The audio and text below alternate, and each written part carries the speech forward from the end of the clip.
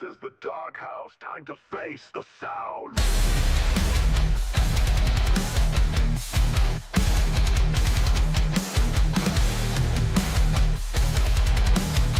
This is the doghouse. Time to face the sound.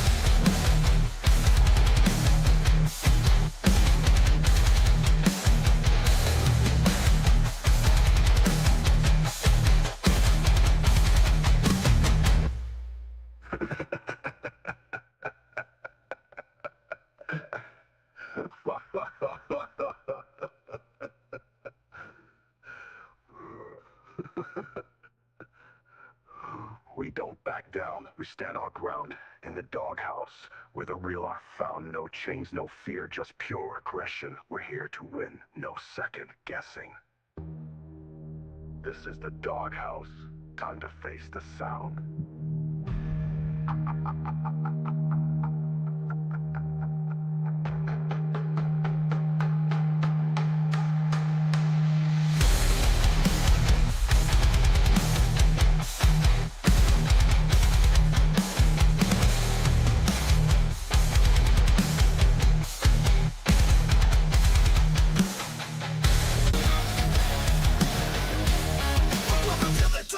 Where the strong survive. We're tearing down the walls, no compromise. No filter, no mercy, just a cold hard truth. We're the ones who bite, and we're waiting for you.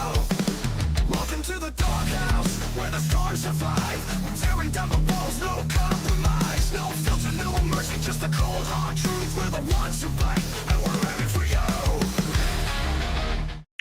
What is going on, everybody? It is your boy, the Doghouse Show. We are live, and we're going to be doing a little bit of some different stuff on this Tuesday. So I wanted to mix it up. I keep doing these like things where I like go over the recent news and everything else. That's not fun. That's not entertaining. Okay.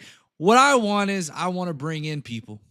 We're going to have a few people hopping in at some point or another. And we're going to kind of just talk it out. We're going to talk about the state of the election. It's going to be kind of like we do on Saturdays. Still working on trying to iron out a little bit of those details, but we're going to be doing quite a bit of stuff. I'm super excited. Tonight, like I said, we're going to bring in a few guests, and if there's anybody on Twitter or, YouTube or anything like that that wants to call in and debate me on why they want to choose, say, Trump over Kamala Harris, then they're more than welcome to. On YouTube and Twitter, I might have to provide that for you guys, because for some reason I can't get my bot to work with Twitter. Okay, but I can happily provide that. There's been a lot of stuff going on, so I can cover that pretty quickly.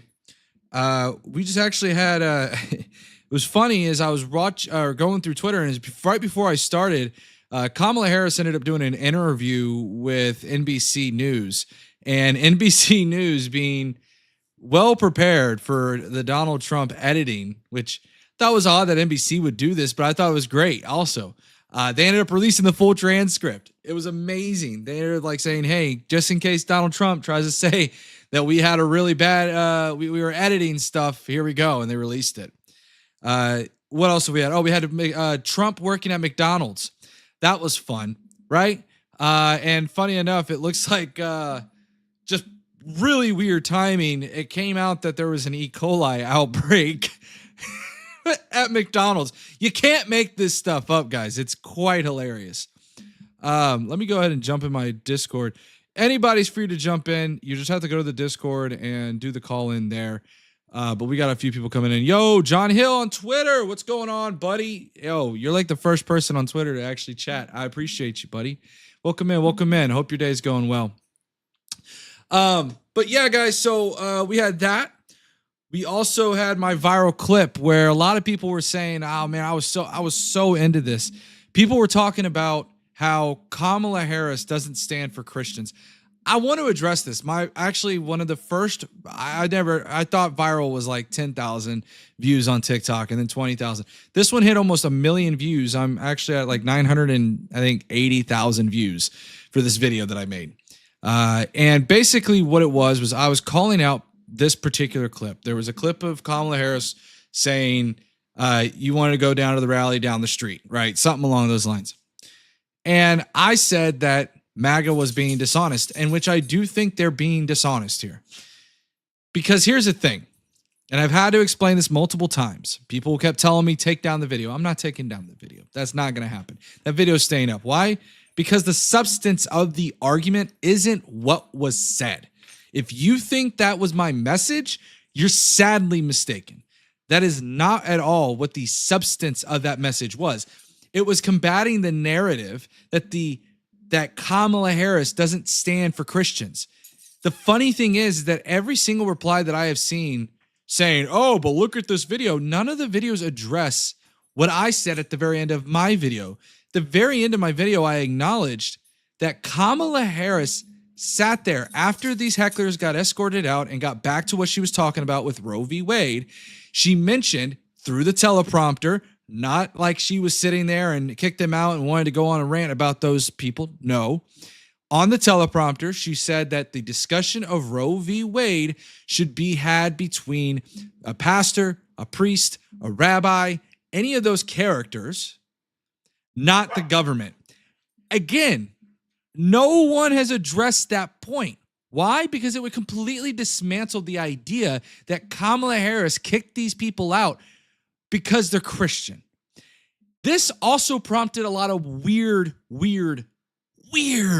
shit. Okay? A lot of weird stuff going on. We saw now at rallies about the same day, J.D. Vance was doing a rally and someone hollered out Christ or Jesus is Lord or something along those lines. And J.D. Vance sits there and goes, yes, Jesus is Lord. It's cringy now. Now it's become, like the Hello Brandon that went around for a long time. And people are like, oh yeah, look, hello Brandon. You know that? That's now the new thing. And I go back and I tell people this, as someone who grew up Christian their entire life, I can tell you one thing, okay? There are so many angles to take this one incident to, okay? You can sit there and look at the idea of false prophets. You can sit there and look at the idea of idolatry. You can sit there and go down to the Sadducees and the Pharisees that were in the middle of the temple grounds and were preaching very loudly the Bible verse, right? And Christ mentioned this in the Bible where he said they've already received their reward, right? I could go on. I'm not going to sit here on a Sunday, like as a Sunday sermon and preach to you guys about these things, but I find it very crazy to me. These guys were not sitting there like it was a church choir saying Jesus is the Lord. They were doing this as a heckle. From what I've understood from someone that was telling me that they were at the rally, they said that these people were heckling nonstop, and they eventually got to this point, and what you heard was Jesus is Lord, and then like liar, liar, liar, or lies, lies, lies. So again, people wanted me to take down my video that had nothing to do, like for all I care, the hecklers could have said popcorn, okay? I don't care. I didn't lie in the video. When I sat there and said that they were hecklers, Kamala Harris was 110% right to call them out, and quite frankly, 110% to kick them out. I don't care the substance of their message. It's irrelevant. So again, this kicked off a weird thing. We saw today even really just cult-like behavior, and we might show something if nobody jumps in. We'll show some of these videos. As a matter of fact, I'll pull it up real quick on X. It was very disturbing. Let's go ahead and pull this up. I believe I commented on this. Let's go here. Let's go to my replies.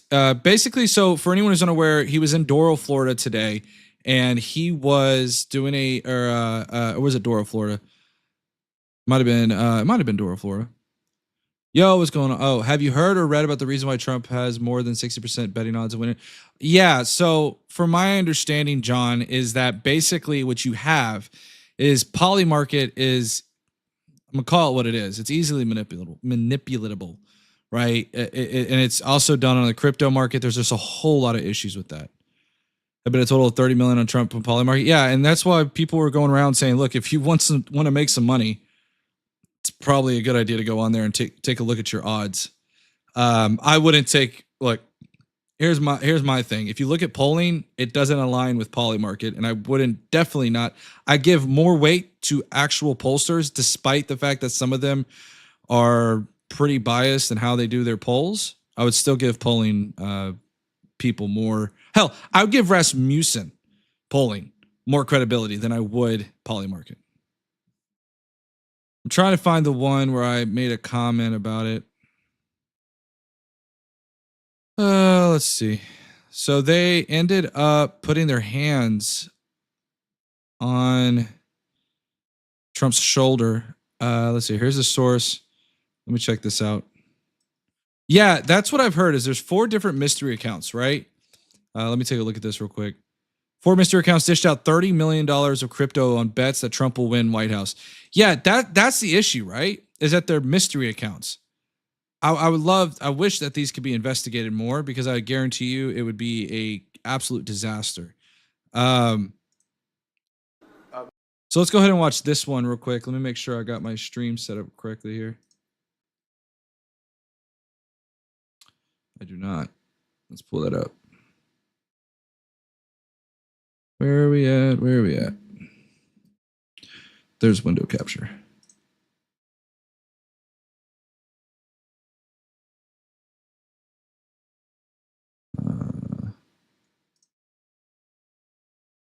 I don't know why it's not capturing it. Come on.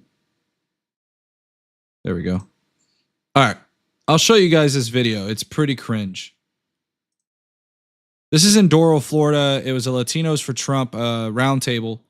And this was pretty interesting. Go ahead and let's take a listen to this. Mr. President, I can't believe your courage, your fight, and I know why you're doing this. You're not doing it for anything but because you love this country. He's doing it for himself. You love us, and we He definitely doesn't. love you. And there's a big day coming up, November 5th.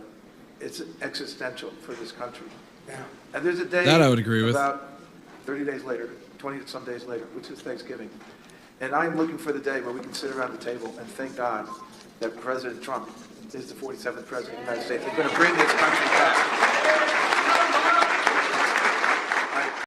Mr. President.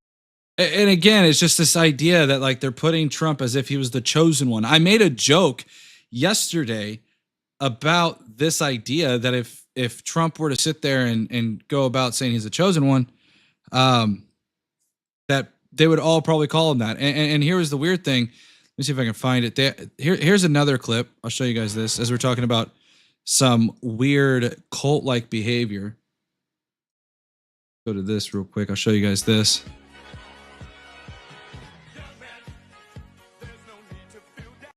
And this is the wild thing about this whole display to me is that like we talk like the conservatives time after time after time after time talk about indoctrination and they're indoctrinating our kids. And then you see shit like this.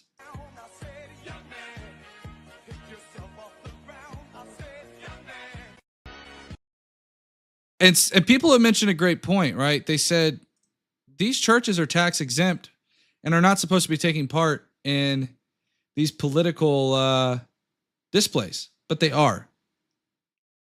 And this is just absurd. I'm trying to find some other ones. There were some other things going on in that. We also had the New York Times. I'm a little all over the place, but work with me because waiting for some people to jump in. Go ahead and message some people real quick.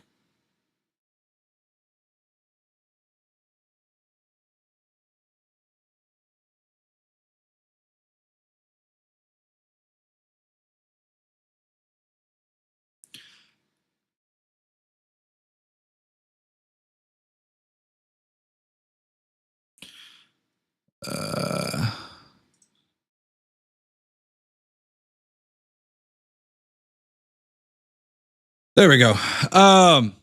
So yeah, we had an incident with the New York Times or the Los Angeles Times. So there was a report, let me pull up this here, where they were saying that the LA Times has endorsed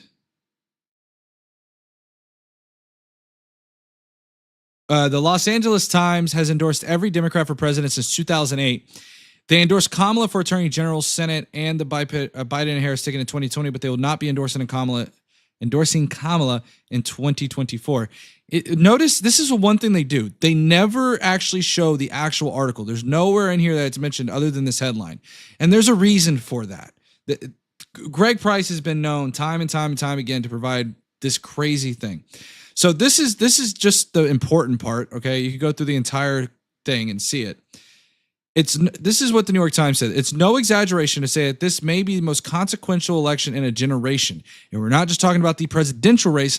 From the top of the ticket to the local ballot measures, California voters this year are grappling with major decisions that will shape their lives and communities for years to come.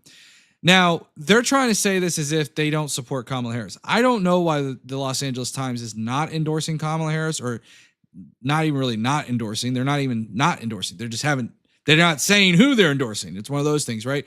They're not saying they're not endorsing her. But I provided a clip of this. Why? Because why would Los Angeles Times not endorse Kamala Harris but endorse Adam Schiff for U.S. Senate? It doesn't make a whole lot of sense, right? So, again, and I have the article right up here. Let me see if it'll pull it up.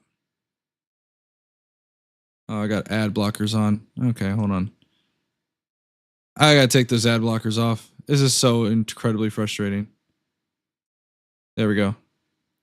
All right, let's go back here. So, I don't want all that. Stop. All right. So here's what some of the propositions that they're supporting, right? Proposition 2 is a $10 billion bond that will fund repairs for California's public schools and community colleges, many of which are run down and lack basic functionality. You tell me who you think this candidate would be that they are really kind of supporting. Right here, Proposition 3 gives an opportunity to formally renounce a wrongful moment in our voting history and step forward to positively affirm that bigotry towards same-sex couples has no place in our state or in its constitution. They're 100% not none of these things are an indication that they're going to somehow support Donald Trump. Why is there no notice in there that they're supporting Kamala Harris? I have no idea. But I can tell you right now, they're not going to sit there and endorse Donald Trump. Also, we had this. A federal judge has ordered Rudy's New York condo and personal property into receivership immediately to pay his defamation judgment. That includes $2 million in legal fees Trump never paid him from 2020. Isn't that some crazy stuff? Imagine that you sit there, you participate in this particular scheme, only to then not really have the support of that particular person. I'm surprised Rudy Giuliani hasn't come out yet and said he endorses Kamala Harris. We also had this one, Kari Lake. So Kari Lake came out. Where is it here? Kari Lake came out and had this to say. And I'll get to this in a second. Here, let's listen to this. We don't have any McCain Republicans in here, do we? All right, if you get the hell out. It was the party of McCain. And it was I know. It was bad. Boy, Arizona has delivered some losers, haven't they? I mean, you just can't get any worse than that, right? And this is the problem that I have with the Republican Party that I knew, right? Is that the Republican Party has kind of gone away from what it used to be, right? The Republican Party used to have a lot of class, I guess you could say. And here we see again, Kari Lake going after John McCain. Typical MAGA fashion, right? MAGA like to go after our military folks. In fact, they just recently ended up trying to cancel out mail-in ballots, including those from overseas military members. That happened. What we also see, too, is I find it very fascinating where Kari Lake says that the party of John McCain is not the Republican Party. And it goes back to the idea of the whole idea of rhinos and neocons and Marxist and all that under the sun. Ironically, they don't call you liberal. They call you everything but a liberal. And this goes back to what I was thinking was, is MAGA actually the rhino in the room? Are they the rhino? And that's what I think it is. I think that MAGA full-heartedly is a rhino. I think that they are absolutely a rhino. I think that they have taken over the Republican Party with a very small minority in the House and the Senate, and yet they run with it. So this is why I'm really excited to see what'll happen with with Congress and seeing where it goes. The other news that we've seen is Kamala Harris going to Texas. Kamala Harris is making a play in Texas, and the reason why I believe that she's doing this is because I believe that she wants to. I believe that she wants to go to Texas, and it's a play for the Senate. It's not really a play for the presidency, although it'd be great if she could sway some voters. But the reality is that both candidates have kind of neglected Texas because Texas has been pretty solidly red. Now, there is the last election with Beto. It was kind of purple, right? It kind of changed things a little bit up. But this time we have Colin Allred and Ted Cruz, and they are only about 3 percentage points away from each other. That's not a whole lot. And so what I predict is that she's going there with Colin Allred, which is something I saw before it even was announced, to hopefully try to push him over that line. Why? Because guess what? If Kamala Harris wins and she's got a Texas senator that's a Democrat, she's going to run with that. So that's what I think is going on. But the funny thing about this is Donald Trump is running to New York for support, thinking that he has a chance at New York. It's just not going to happen. So that's what's fascinating. And he also ran to Florida, which is also pretty solidly red. He's making really silly decisions. He's also missing out on a ton of interviews and things like that. What other news do we have for today? There's a whole lot that kind of took place. We also saw Trump in North Carolina.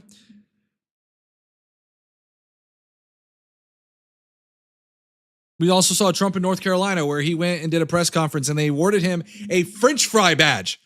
A French fry badge. In front of a destroyed home. Now, he also was spouting off lies about aid and how aid wasn't getting to North Carolina. Here's the issue with that, okay? Aid has been dispersed to North Carolina to the tune of $100 million, and we'll take a look at it right now. It's absolutely silly. Take a look right now. FEMA, North Carolina, 100 million. Do you think he's going to lose North Carolina? That's a great question. I believe North Carolina is the one with Mark Robinson, right? And I think that's the hard thing about it. Let me make sure I got that right. Yes. Yeah. So the thing about it is you have Mark Robinson running, which is just terrible, right? And my whole issue is it's hard to parse through this because there's a lot of races where the Senate is closer than the presidential. And that's hard for me to parse through because I know that a lot of people vote down ballot. And so for me, it's like, which one do you take? It can go either way. Quite honestly, it could go either way. But it's close. So all I can tell you is get out and vote. Try and pull this up here. And also, I think a lot of it's going to come down to the response that they're receiving too. Here we go. Pull this up for you guys. Trying to get it pulled up. All right. But I think Kamala has a real good chance. Let's look at the polling, actually. There's some polling here that I want to pull up here. Go to the polling. I want to see what the last poll was. Let's see. North Carolina. There's been some new polls that have been coming out. We'll take a look at the aggregate. The heck? Oh, that's not what I was trying to do. There we go. There we go. I was searching the wrong thing. I didn't mean to look up North Carolina's. Okay, so we just had a new one come out, and Harris is leading. This is a new poll that just came out. Harris is up 47-46. Oh, you can't see it. Harris is up 47-46 in North Carolina. Some really promising news. We also have this going on right here that I wanted to show you guys. FEMA support for North Carolina surpasses $100 million. Guys, nobody covers this right here. A lot of what's going on in our news cycle is it's so quick, so fast that things change on a dime, right? And nobody wants to follow up with what took place yesterday. But it's important to look at this stuff. Remember, we had $750 in immediate disaster relief provided to these families, and everybody kept sitting there saying, oh, that's not enough. Well, in 2 weeks, they were able to provide over $100 million for those affected by that hurricane. And we can break this down. You can see here, FEMA's Individuals and Households Program has approved over $102 million, including $18.6 million to help homeowners and renters to pay for emergency home repairs and home replacement or other housing needs. $83.6 million to help with other serious disaster-related needs like moving expenses, childcare, and disaster-related dental, medical, or funeral expenses. I find it interesting that they include dental in here. But yeah, and funeral expenses. So some of the things you might see are some like they're messed up videos, but basically like people being swept away and things of that nature and being used politically to say this is why we're not being helped. Well, they are being helped. If they had a loved one that ended up passing away, it looks like FEMA would potentially cover that depending on, I'm sure, a certain set of circumstances. You can also see your disaster survivor assistance specialists in our North Carolina communities helping individuals apply for assistance. As of today, these teams have registered more than 5,000 survivors. Yo, Mardona is the GOAT. Yo, what's going on? Welcome in, welcome in, welcome in. We are doing kind of an open panel, open call-in right now for anybody who wants to discuss Kamala Harris or Donald Trump. You can definitely let me know in the chat. We can have a good old conversation about whether you support Donald Trump or Kamala Harris and why. So there's been 6 disaster recovery centers that are operating in impacted areas and to date have served more than 2,500 visitors. Which one would you be voting for? I am a Kamala Harris stan. I think if you look at her child tax credit, you can look at her business tax credits, you can look at some of the policies that she was passing and things like that. I'm all in on Kamala. Also, there's the non-policy related issues, which is just flat out, I'm not a huge fan of how the Donald Trump MAGA cult has taken over the Republican Party. No worries. Sorry for the poor English. It's not a problem at all. I would love to see the Republican Party come back to the way it was. I've been telling my family members this. I've been telling anybody I can that, look, here's the thing. The only way to bipartisanship is with MAGA no longer being in Congress. You got to get MAGA out of Congress. Furthermore, if you look at some of the behaviors from the MAGA cult, it's really, really just frightening. Now, I don't mean to say this in like a way that kind of gets people a little, riled up or concerned, but we looked at a few of them, right? They were, I got to show you this one, and people kept hamming me up for it. Let's see if I can find it. Let's see. I had it pulled up here. They were chanting Jesus yesterday at a rally that Trump was holding. Let's see if I can find it here. It's one thing about when you reply to a lot of stuff, you have to dig through it. Here, I could probably just look it up.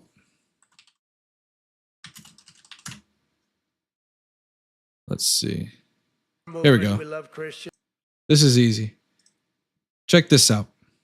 With Harris, there's not going to be one step back. What do you mean by that, Jonah? Or John? January 6th is the big one that comes to mind. Yeah, I told my parents this, Mardona, is that January 6th is something that really kind of started to crack in my belief with Donald Trump. And then it just progressively got like more wider and wider and wider.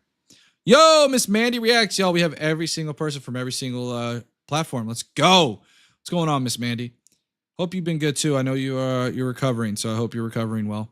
All right, so let's look at this. This is something that I had to send to my parents because my mom was even saying this. She was like, yeah, I'm not really a big person who really likes to see this stuff, but I showed her. We welcome believers and we embrace followers of Jesus.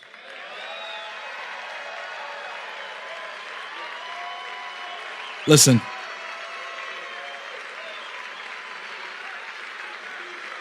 Thank you.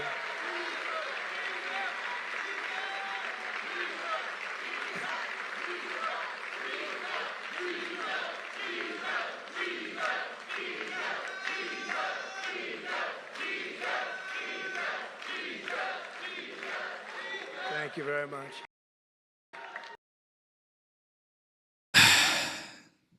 That's just one of them. Here's another one.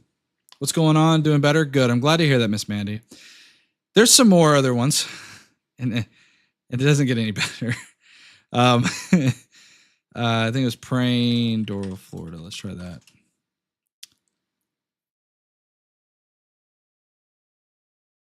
Here we go.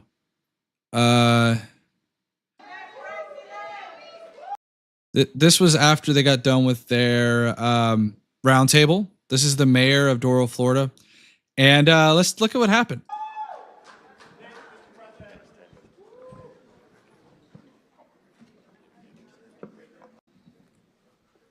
Ourselves before you, and we believe, Lord, that you are the answer for all the problems that we're facing. That we can put our hope in you through Jesus, yes, Lord, and have hope again. Our faith can be built up again. That you can return to us the joy that is only from you. However, today, Lord, we lift up the man that we believe you've put your hand upon to help restore America. The man you put your hand upon. This kind of rhetoric has been going on time and time and time and time again. Okay? Especially the past 3 days, ever since Kamala Harris had that one heckler in the crowd. Go scoop some fries. I'll go scoop some fries soon, Mandy. We'll talk about that one too if you want. We can definitely talk about that. Oh, we got Aiko here. Let's go bring in Aiko. Aiko, I thought I gave you permissions. Let me go ahead and change your permissions, buddy. Hold on 1 second. Yeah, no problem. I'm going to give you the streamer role so you can jump straight in. All right. So I don't know if you saw this, Aiko. I don't know if you're watching the stream. No, I just got here. Okay. Well, we're watching a prayer with, let me see if I can share if it's possible for me to share my screen with you. I don't know if I'm able to, but let's try. I'll show you that. See if it'll let me. I don't know. All right. Can you see my screen? Hold on. Yeah.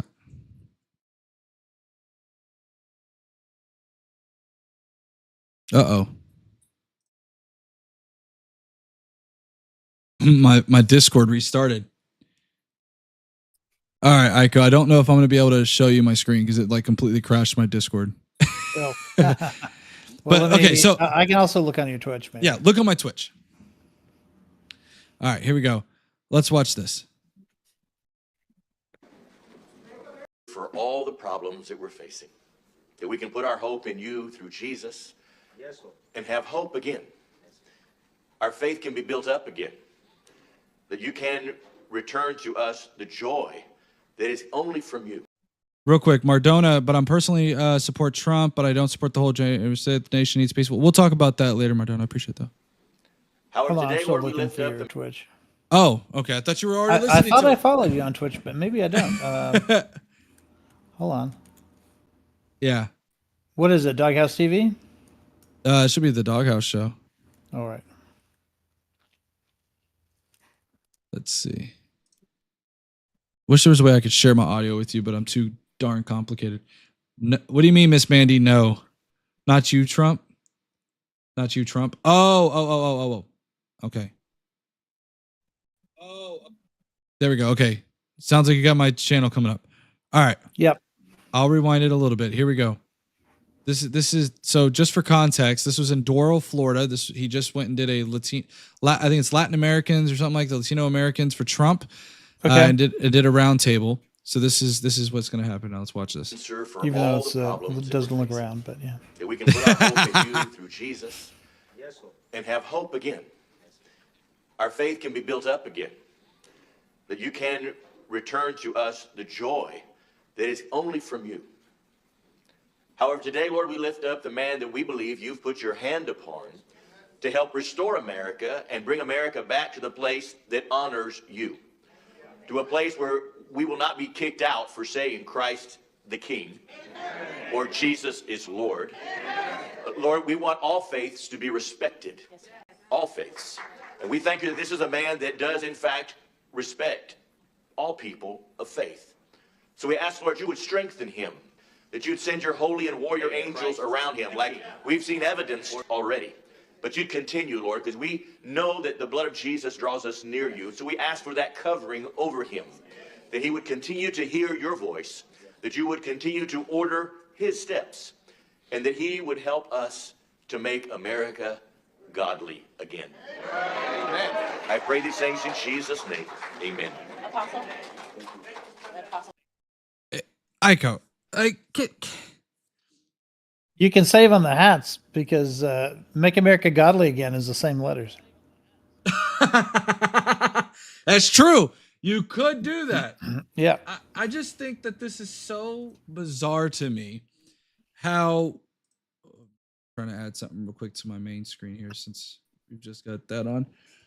Isn't it strange though how like they're doing this whole there we go. Put over here. There we go. Isn't it strange how like they're doing this whole prayer thing and stuff? Doesn't it just invoke some kind of like really weird, icky feeling? Or is it just me? It did, except they've been doing this forever. Like there's pictures of that look exactly like the scene that you're just looking at. That go all the way back to 2015. So like they've been doing this forever.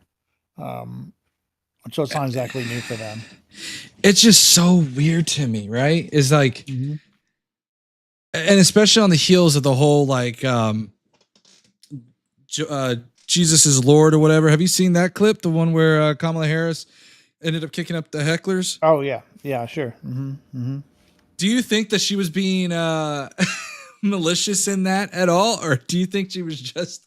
I mean, I think she's doing what anybody would do if you just started heckling them. I mean, you can say words like that while you're doing the heckling so that you can then later on say I was kicked out for praising Jesus.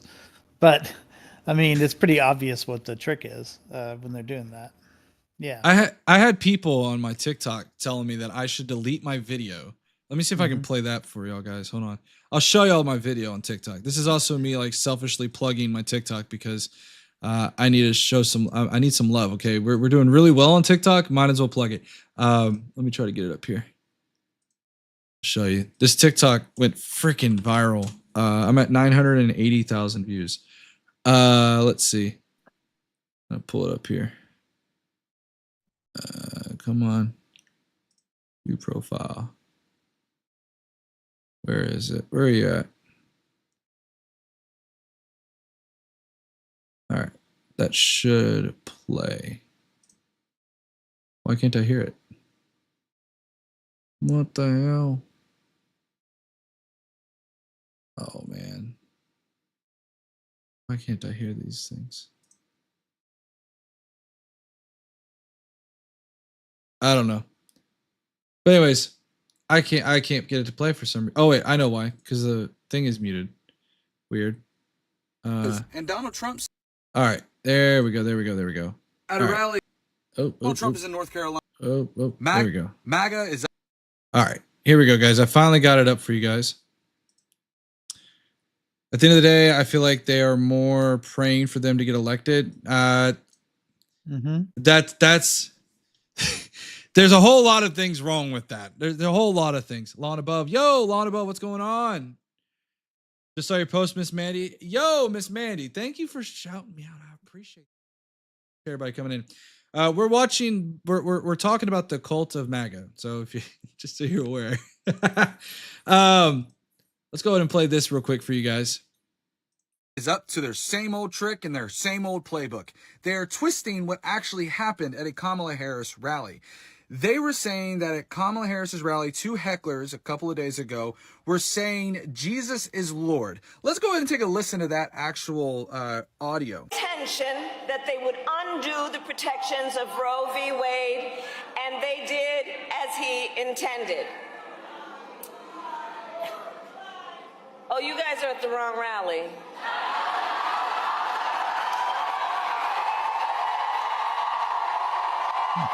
It was a brilliant response, really. Exactly, right? But just wait, because you'll see like the responses I got. No, I think you meant to go to the smaller one down the street. What you actually hear is lies, lies, lies. So when Kamala Harris said that you're at the wrong rally, You were looking for the one down the street that's a little smaller. She was completely right to clap back at that.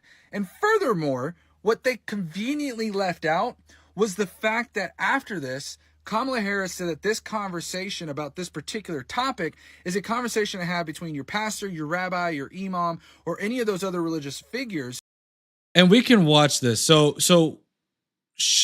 what my argument here was that, look, Kamala Harris was 100% right to clap back. Now, there was other video that came out showing allegedly, and I still don't even really know if I trust it, but I'll take it, that shows Jesus is Lord.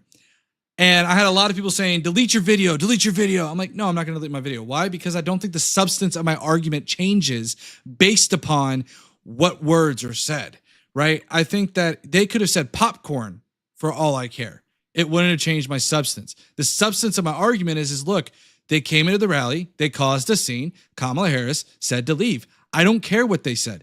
And the idea that they said Jesus is Lord, let's be quite frank, if they were actual Christians, which I don't know if they are or aren't, but it's really weird to me how they would use the Lord's name in vain. By definition, how they're doing it and how they're going about it, they're using the Lord's name in vain. So every way you cut this pie, it just looks. What do Muslim terrorists say before they do their thing? Oh before God! Right? Literally, they say God is great. That's what Allahu Akbar means, right? God is great. So that makes everything else they're doing while they're saying that okay? I mean, that's a great thing about it, right? It's like, so Yeah. what are we like? What is the standard that you're asking to be set? Are you saying that the standard should be that as long as like they say these words and they can never be criticized? Is that the Right. precedent we're setting? I don't agree with that. So, on another topic, because I am curious your opinion on this. You're our big electoral guy and our election guy. What is your opinion on the Kamala Harris move to come to Texas, or specifically Houston? I think it's smart. Look, obviously she's not going to win Texas, right? But Yeah. there is a non-zero chance that Ted Cruz loses that Senate race. It's super close. Allred is actually ahead in one of the polls. And if you look at turnout in Houston, Texas has done so much to suppress the turnout here. One of the big innovations in 2020 was that they were able to make it do drive-through voting, where you would drive into this like sort of tent area, and you would vote from inside your car. And they made that illegal, and they made a bunch of other stuff illegal, and they shortened the number of days you can do early voting. They did all of that. And yet, on day one of early voting in Houston, they hit the record number for the most votes in a day, and they hit Yes. that 2 hours before it was even time to close the polls. So, Iko, do you have a Twitter account? John Hill's asking. He's on Twitter and he wants to see. yeah, it's Ike Rich, same thing. Like how rich. Yep. Okay. Anyways, yeah. So there. That's what I was kind of thinking. Was I feel like, this move by Kamala is nothing to do with the presidency. It's very similar to her Fox News interview, where she just wanted it wasn't to win over Fox News viewers. It was to try to kind of go on the offense a little bit on Trump's own ground, so to speak. Right. Yeah, and to some degree, I don't know if win over is the right word, but to some degree, she's trying to reach Fox viewers who there's certain information that they will never get exposed to. So the fact that she's going on their program and saying it, they're going to be finding out stuff about Donald Trump for the first time by listening to that interview, because they're not going to hear it anywhere else, because exactly they only listen to Fox. And that's the fun thing too, is like I had a conversation with my mom this morning too, and she kind of reminds me of, by the way, welcome in Incom. Psycom, you said, I love the fact that someone on Twitter refuses to call it by that stupid single letter name. What are you talking about, Incom? I don't even know what you're talking. Wait, do you know something about this, Iko, or am I just lost in the sauce? He won't call it X. Oh, okay. Yep. Yeah. I'm kind of the same way, but mainly because I'm lazy. I'm just so used to calling it Twitter.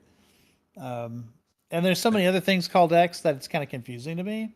So I just say Twitter. Yeah, I know, right? X doesn't have a real like jive to it. I don't know. Yeah, there's so many different things called X that it doesn't really make any sense to me. He's obsessed with that letter though. That's why SpaceX has X in the name. There's a whole bunch of products Well, of his that are. it may not be X for very long, depending on the way that these users are going. Okay, they're trying to do everything they can to become like the least user friendly. It's pretty crazy. Yeah, I think he's like. I think his business strategy going forward very much hinges on Trump winning the presidency. 100%. Because I don't see how X as a business like continues forward the way it is now. I don't see it Unless either. it has some sort of an in to the White House. Yeah, I agree. I 100% agree with you. Musk wanted to call PayPal X.com. Is that really true? Yeah, that's true. I didn't know that. Yeah. If I had a Twitter, in fact, he didn't call. Oh, okay. I see it come. American Pride said early voted Trump in Georgia. Thanks Obama, Clinton, and Cheney. Wait. Oh, I get it. Look, here's the thing about that American Pride is that you can go past. You don't even need Obama. You don't even need Clinton. You don't even need Cheney. You could point to many Republican Congress members or former Republican Congress members and sit there and say that the reality of it is, and I want to say this too. I'm kind of going off on like different tangents. I have no problem with people voting for Trump. Okay. I had to tell my parents this, even my parents who would more likely are going to vote for Trump. I have no problem with them. Where I start to have a problem is when you start to deck out your entire truck in MAGA affiliation, and you're wearing a MAGA hat and a MAGA suit and a MAGA shoes and the MAGA belt and the MAGA watch. Then we start to kind of like, okay, look, you are someone who reason why I want Trump to lose, right? That's when I start to have issues.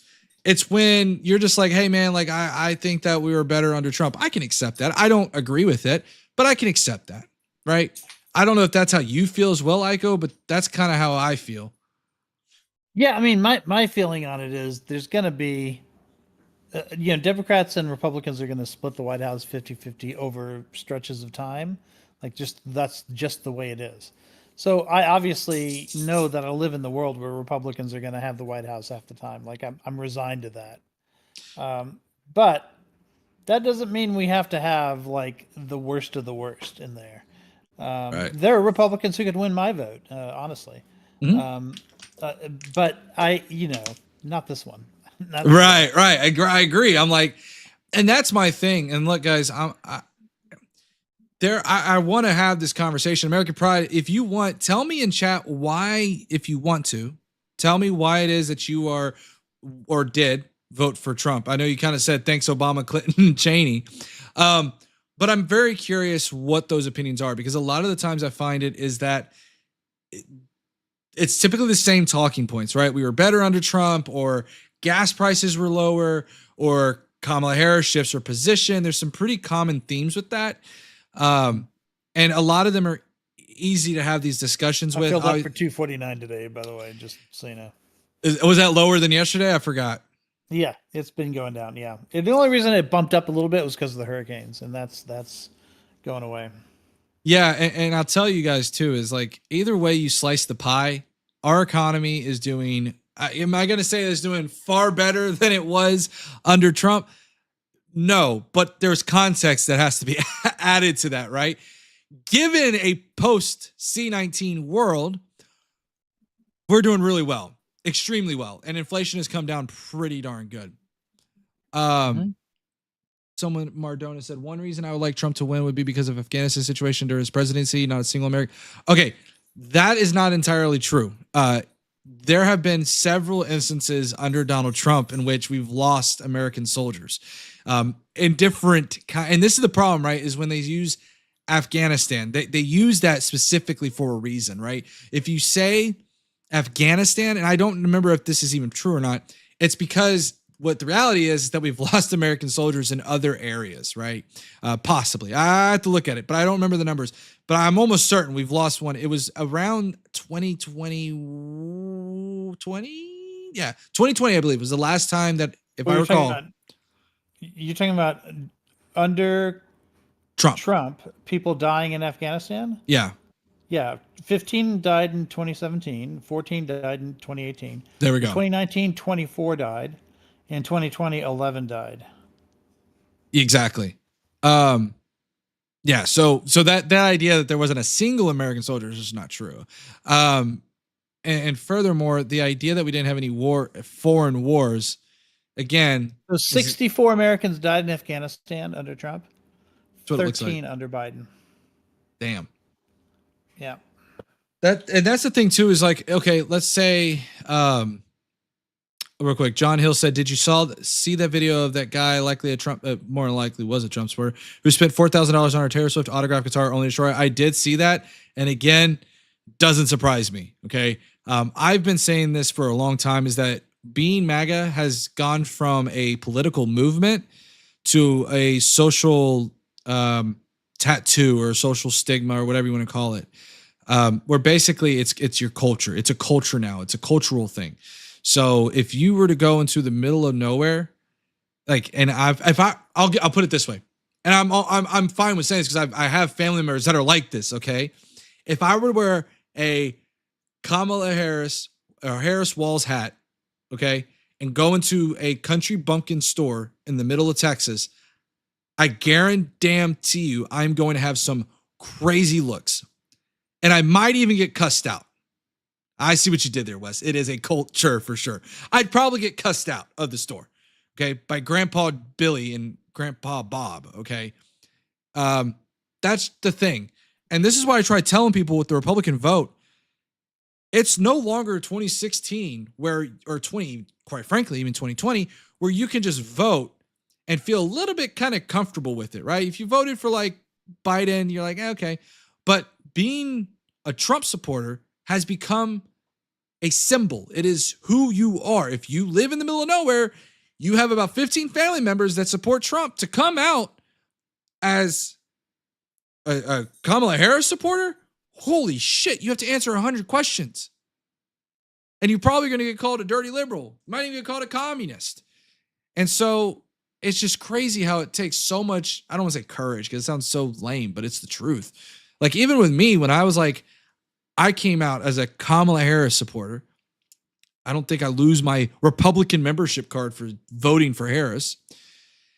Is that like, I had to try to explain to my family because they were like, why are you voting for Kamala? And I always tried to keep my politics from my family. Like, I kept them in two separate baskets. I didn't like intertwining them. I liked my Thanksgiving dinners. You know, anytime I walk into my parents' house and they're playing Fox News, I'm kind of like just playing on my phone, you know. But because I'm doing all the social media stuff, they saw some of my TikToks. So I had to sit there and kind of explain to them why it is that I'm voting for Kamala Harris, how you can still be a Republican, even though some don't believe this, and they are absolutely wrong. You can be a Republican and vote for a Democrat, and you don't lose your Republican. Handle the truth. Thank you, Aiko. You don't lose your Republican membership card just because you voted Democrat one time. You don't. Spoiler alert. Okay. You can still be a Republican with Republican values. And I would argue that Kamala Harris, I'll take a hot take. It's not really a hot take, but I'll take it. Kamala Harris is more of a Republican than Donald Trump is a Republican. I don't know if you would agree with me on that, Aiko, but I think it is. I think it's the truth. Yeah, I mean, there are certain principles that Republicans ought to hold that have absolutely been abandoned, and one of them is free trade. One of them is Russia, which is I'm kind of become a one-issue voter for this election. I think I've told you this before. Like, Ukraine is my issue, and it just amazes me that people who are on the people who are on who call themselves neocons or used to call themselves neocons, like, all of a sudden can overlook this like particular fact. Yeah, and I want to address John Hill. John Hill said the economy must be doing so well if we have people spending $4K just to destroy things. That's the thing, ain't it? We see this time and time and time and time again, is that they're talking out of both sides of their mouth. One minute they're like, well, JD Vance is at a supermarket holding the most expensive eggs on that shelf, even though you can see that eggs in the background are actually like $2.39. But he's holding a carton of eggs. He's like, see, right, these eggs here cost $5.30. And then the next day, or actually it was like the next week, Donald Trump comes out with a $100,000 tourbillon or whatever the hell it is, that has allegedly, probably not even really Scandinavian or whatever it is, Norwegian. I don't remember. Swiss. I think that's what it was. It's not even like Swiss. It's probably made in China from what this allegation is. This also, we've seen plenty of Trump dinners, right? Where you want a photo with Trump, it's going to cost you $5,000. So it's kind of interesting where they're like, yeah, the economy's really bad, but while we're at it, buy our 6,000 or Melania with the golden necklace, the $600 golden necklace that Melania is selling. It's crazy. Let's see. Feel free to jump in at any point, Aiko, if you're like, hey, I want to address that. Yeah, I mean that one's those are pretty obvious. Yeah, the sheer number of product that's coming, merch that's coming out is amazing to me. It makes me realize, especially when you look at the amount of money that like billionaires are writing individual checks for. Like Elon wrote a $75 billion check in 1 month. Like that's oh no, million. Sorry, $75 million check. Unbelievable that he just, how many individual small dollar donations got wiped out by that one writing of a check. And I think that that's what happens with these like large dollar donations. And yet Trump isn't spending that money the way you would expect him to spend it, which means I think he wants to use it for his legal defense fund. Oh, 100%. And keep in mind too, that a lot of these are not even really, hold on.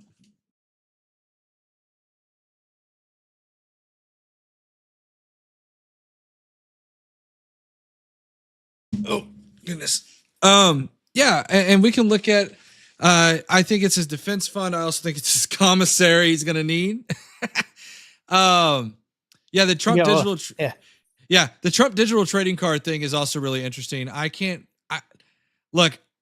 I'm not saying betting against U.S. currency, not exactly the most presidential thing to do. And I'm not saying that there is not a successful NFT, but all I'm saying is that there are a lot of celebrities who have gotten into a lot of hot water over promoting certain cryptocurrencies. Right. So yeah, the investors are obviously going to lose their shirts on that. Yeah, only $99. Exactly. The reality is that, by the way, I didn't get to address a few people up here. Miss April Dawn, by the way, welcome in. Sorry I didn't address you earlier. April yanks Doghouse's Republican card out of his hand.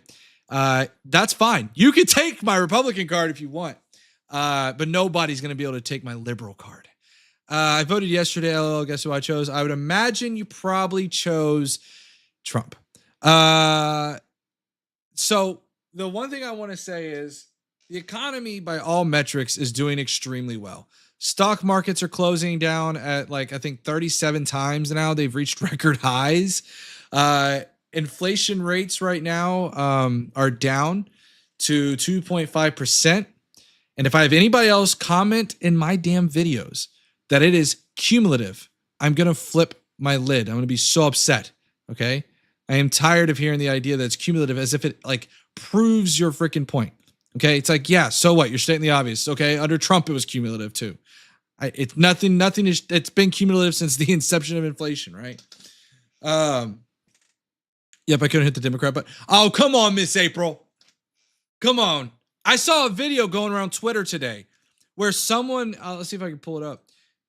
Someone was saying that for example, they couldn't, they hit a typical election crap. They were saying that they couldn't. Oh, here it is. I'll pull it up here on stream so you guys can see this. Where is it? Here we go. So, oh, that's not it. Why is it showing that? Okay. There we go. All right. So this video is saying voters in Tarrant County, Texas are reporting that their voting machines are flipping their votes from Trump to Kamala Harris. The voters are urging everyone else to check the printed ballots that are submitting them. You can kind of read through this. Basically, somebody's claiming that the ballots are changing. Here's the issue. The video that they're using right here. They do this every 4 years. Exactly. It's from 2018.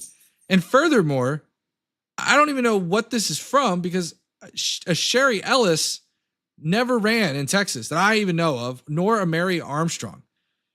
And you can clearly see the names right there. I don't know if y'all can see them on my screen. And the other thing about it is that you can see right here, it says the 5th, it looks like 5th congressional district or U.S. or sorry, this says state Senate from 6th district or whatever. anyways, it's the 12th congressional district. It's not this one. So this isn't even the same county. So it's from 2018. It's not, I don't know where they get this video. It's like B-roll. That's all I could say. Is it looks like it's B-roll. So all we're left now is to this. And even also, even after they printed this ballot out, it's the exact same. My name is Lucas Clark. I voted Here. here at White Settlement. Wait till they pull this up here. White Settlement Library in Fort Worth. I was Hold on. for about 45 minutes. Look at that. You can see it says something 5th, 2019. And it says like Sherry Ellis, Republican, May Armstrong, Democrat, I guess is DEM, Doris James. None of these people, I looked up some of these names. They don't exist. I've never seen a Sherry Ellis running for governor. And I've been in Texas my entire life. So yeah. And you did right. White Oh, Settlement, by the way. right. I know, right? I'm like, oh, this is and that's an actual town, by the way, guys. It is. It is. It's an actual town. It's not like a meme or anything, which is it should be a meme. 20 minutes from where I live. So, but what other stuff have we got going on, Aiko? It's been kind of a weird, like we're so close to the election. I think at this point it's kind of like drifting. Souls mode, to right? the Polls was on Sunday. I think that was a record day. What was that? Souls to the Polls. Tolls to the polls?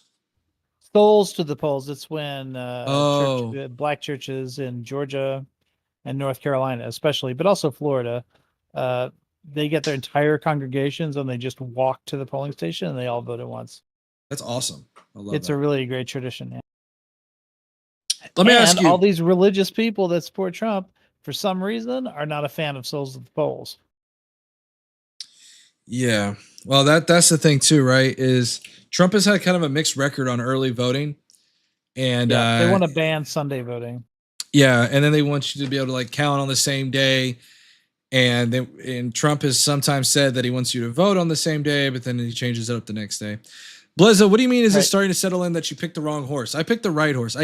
Look, as y'all know, I'm a Kamala Harris stan, a Coach Walsh fan. I'm obviously thinking they're going to win. And that's based on just the polling that I've seen. That is based on some of the sentiment that I've seen from other people. There are a ton of Republicans that I think is backed, I believe, if I'm not mistaken, and I've looked at it before, is backed by polling. Republicans are voting for Kamala Harris. There's been instances where like certain subgroups, I believe it was like young educated voters, something like that, or white educated voters. I don't know. I know it might have been white non-educated voters are voting more for Harris than they are Trump. Something along those lines. I'm not big into the whole electoralism and all those little tiny details, so forgive me. But I think based on that, from what I'd seen, I think Kamala Harris is going to win. Is it white women? It might be. Yeah, it is white women. I know that one for a fact. White women are women in general are supporting more Kamala Harris. Yeah, than white they are. women shifted, I think, about 6 points in the polls like this year for some reason. I'm not exactly sure on the specifics on it, but I think there's a very good chance that Kamala actually wins that cohort outright this time. Oh yeah, and that's what I want to see. Like I don't want to see Kamala win by like a small margin, right? I want to see her win by a landslide, and because that takes away any doubt that was like a, you know, any kind of doubt that it was. I don't know if I can say the words. I'm on 3 different platforms with all 3 different wildly different rules, but you get what I'm saying. Takes that argument away from. Yeah, I agree. Oh, Mark Yeah, said I it mean, on I Twitch. think the big number is going to be. So Pennsylvania has something. There's a theory in Pennsylvania that 400 that if Democrats bank 400,000 more votes than Republicans before election day, then they win Pennsylvania, and they're at like 350,000 right now, and they still have a long way to go. That's the wild thing I'm seeing too is that it looks like from some of the stuff I've seen is that Democrat counties are coming out in droves in Florida. We've seen Democrats coming out voting early. So don't know if that's a good Well, you've got indicator. that abortion referendum there too. Correct. And, And everyone's hoping for what happened in Kansas. what happened? What happened in Kansas again? Remind me. A couple of years ago, this was the first one. So this has happened in many states now, but Kansas was the first one. Right after Dobbs, Republicans started doing referendums on abortion so that they could, so that they could ban abortion in various different states. And Kansas was the first one. And it shocked everybody that everybody voted against the referendum. And that happened in a couple other states too. And then finally, Republicans got wise and said, okay, we got to stop with these referendums. And so then Democrats started running referendums to legalize abortion in their in red states. And they keep winning every single time. They keep winning. And so this year it's Florida. And I think Arizona are having abortion referenda.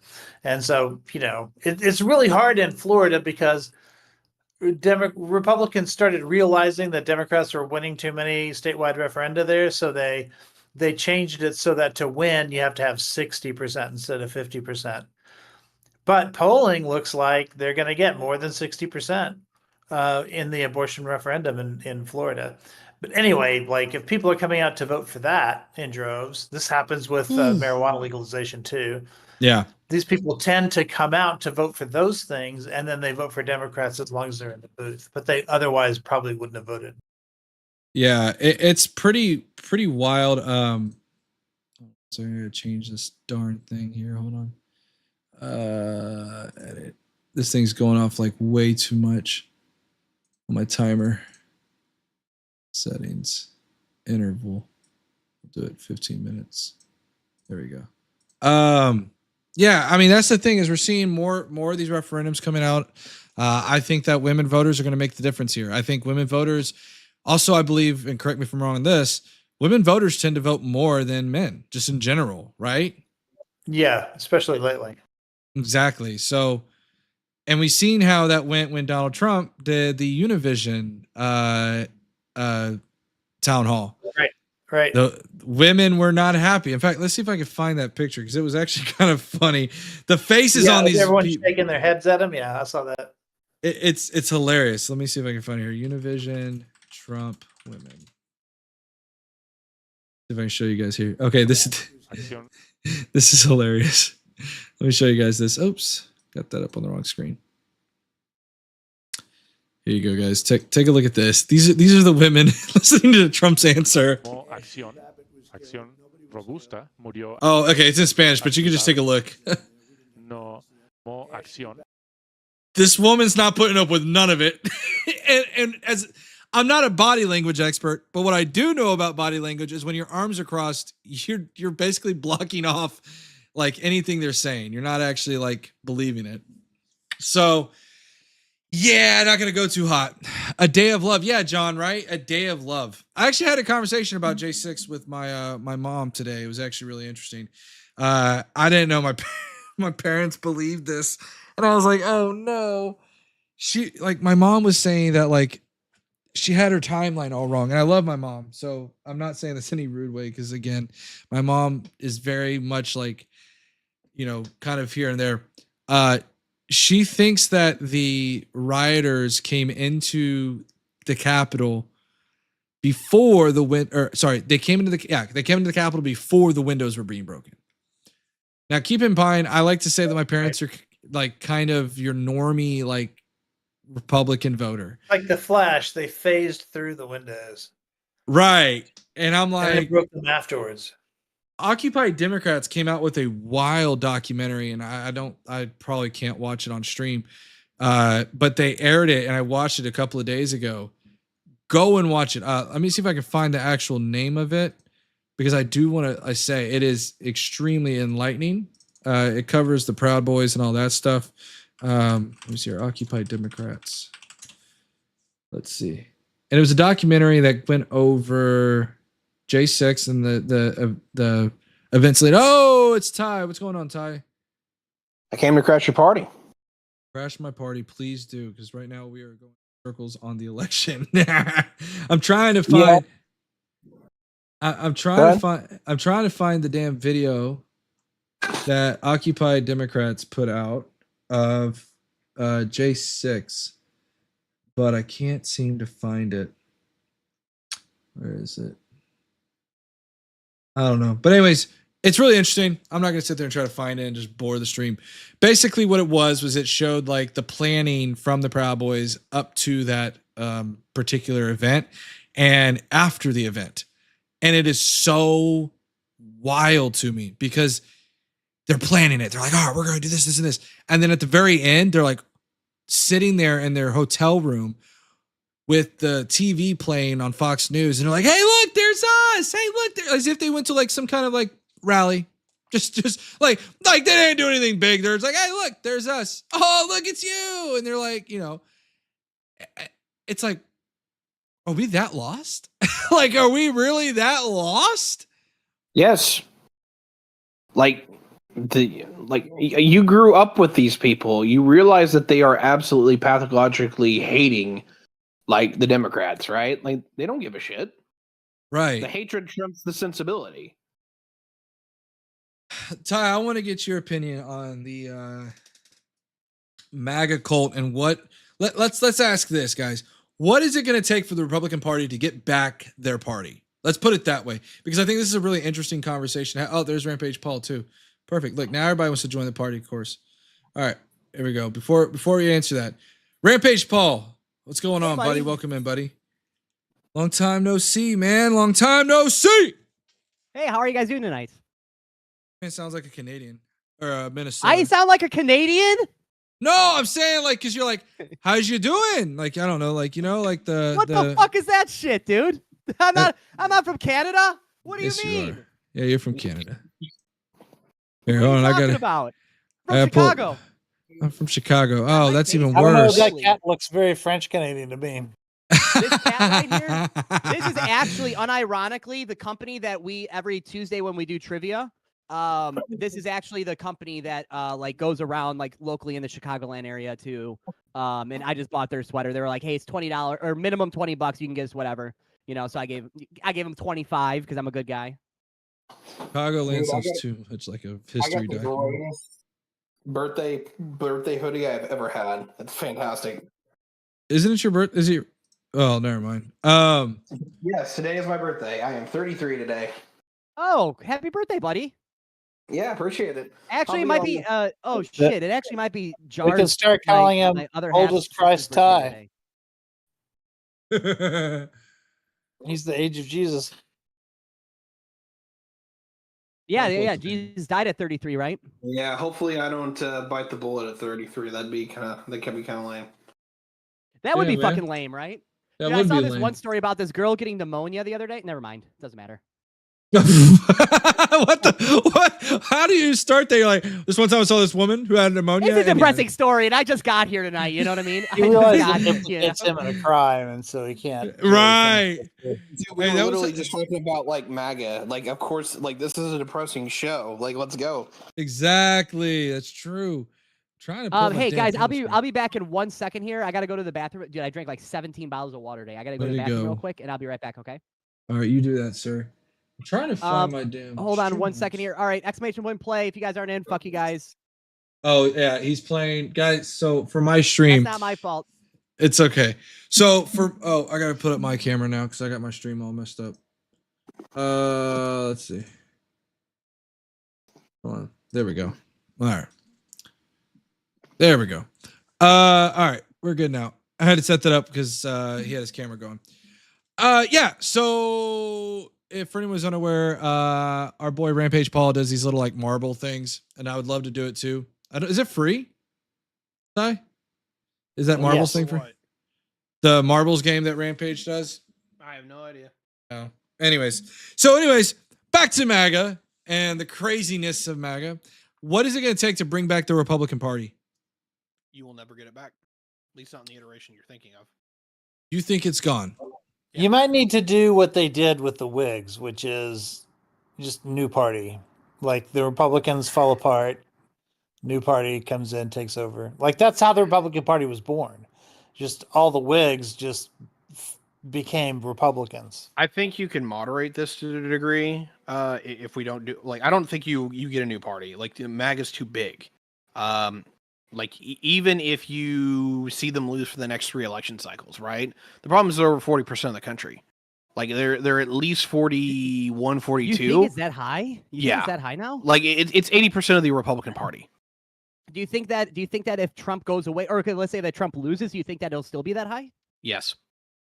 Wow. I hope I you're mean, wrong. he already by the did way. lose, right? Yeah. Like this is Yeah, the thing but that, like, we like knew like right when he lost though that he was running again though, right? no, I thought if you're gonna claim that the election was Election's rigged, you'd have stolen? the sensibility. True. No, seriously, True. like if you had this, if you had the fucking brass balls to say that the election was stolen, I wouldn't run again. I'd call for civil war. Stop. Damn. Well, damn it. I mean, you know, like realistically, I mean, he Go. barely did. He did that kind of. I mean, the insurrection was him being a pussy about it. It's like, no, if you actually believe the election was stolen from you from another political party, and they conspired on multiple states, like literally the only moral and ethical thing for you to do is to launch a civil war because you can never trust those people again. Have Like, y'all Where did logic go? yeah, I'm trying to Logic. I'm sorry. what logic? I thought we were talking Logic's about all politics here. Yeah, I thought we were talking about What's politics. the here. logic? Oh, I lost my train of thought. I was gonna say something, but I forgot. Continue. Yeah, I forgot. People aren't supposed to be sensible anymore. I don't know what to expect from politics because sensible politics don't make any sense. Okay. Yeah, like for me, I think like here's my thing. I think there is a way back to get the Republican Party back, but it starts with getting Donald Trump out of office. Or not out of office. Don't vote him in, and then getting the Freedom Caucus out. I think that's the way to get the Republican Party back.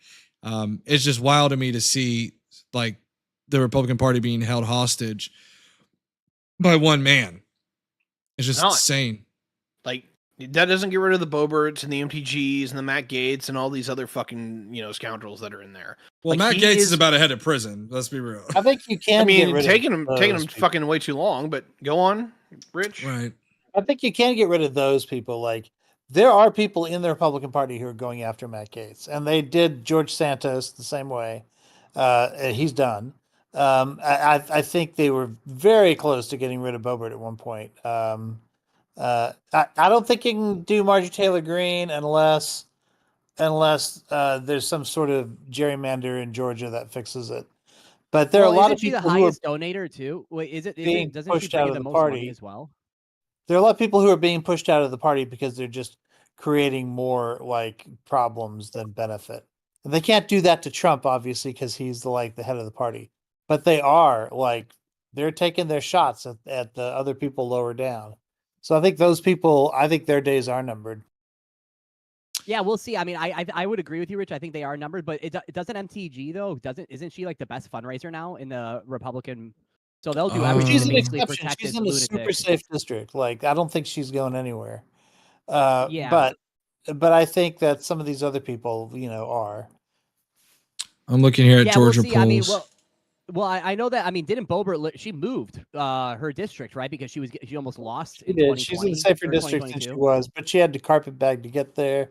I'm not so sure that she'll have staying power. She'll win this year, but I don't know that she, will. Can keep it up. As a carpetbagger, I'm not sure that she can be considered in a safe district. Marjorie Taylor Greene, though, is. I think people will continue and love to vote for her as long as MAGA looks remotely attractive. Like she's literally I mean, quintessential it's good for MAGA. Democrats, right? Democrats want these crazy people in there. They'd rather them than I someone who don't- can actually get stuff I done. don't want these crazy people in there. I don't want them in there. Get I them don't the think hell out of anybody Congress. does. But you're not a I- Democrat, right? You're just voting this way because you're not insane. But you're also not a Democrat. Like if you're a Democrat, you kind of want the Republicans who are coming into office to actually hurt the party and not get much done for that party.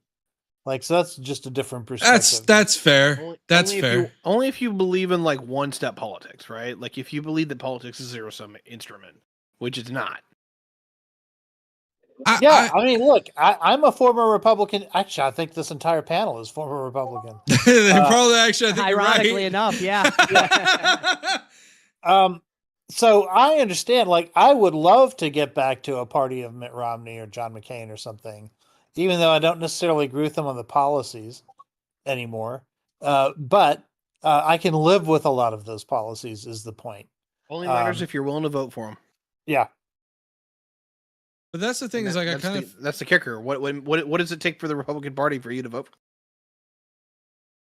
that's the thing, right? Is like I don't know that's the bigger question is if Trump were to lose, what's the next thing, right? Who is it? Is it Vivek? Is No it way. I hope not. You're making my point for me. Like all the popular ones in that party is like Vivek, DeSantis, anyone who's like MAGA 2.0 or MAGA plus or MAGA minus, whatever version you want to look at. Like MAGA's here to stay. So like this is my general issue. Even with Trump, it doesn't get better. I have been preaching this for a while. Like if people want to keep ignoring me, fine. If I'm wrong, I'm wrong. But like I want to scream at Doghouse, I want to scream at Connor and be like, this won't get better because these people don't give a fuck. Like literally, look at what they're putting up. They're telling the entire country that we, as a voting group of people, believe that the guy who has been indicted, convicted of 34 counts, who is the most sued person in human history, who openly says, I believe that I want to suspend the Constitution of the United States so we can go after our political enemies, that this guy is still the better pick. Either A, these people are completely fucking delusional and not living in the same reality that I am, or or B, they are literally on the other side of a moral spectrum that I'm no longer willing to cross, which is I hate the Democrats and the left and the leftists or whoever the fuck it may be so goddamn much that fascism looks attractive compared to that. That's literally what they're telling us.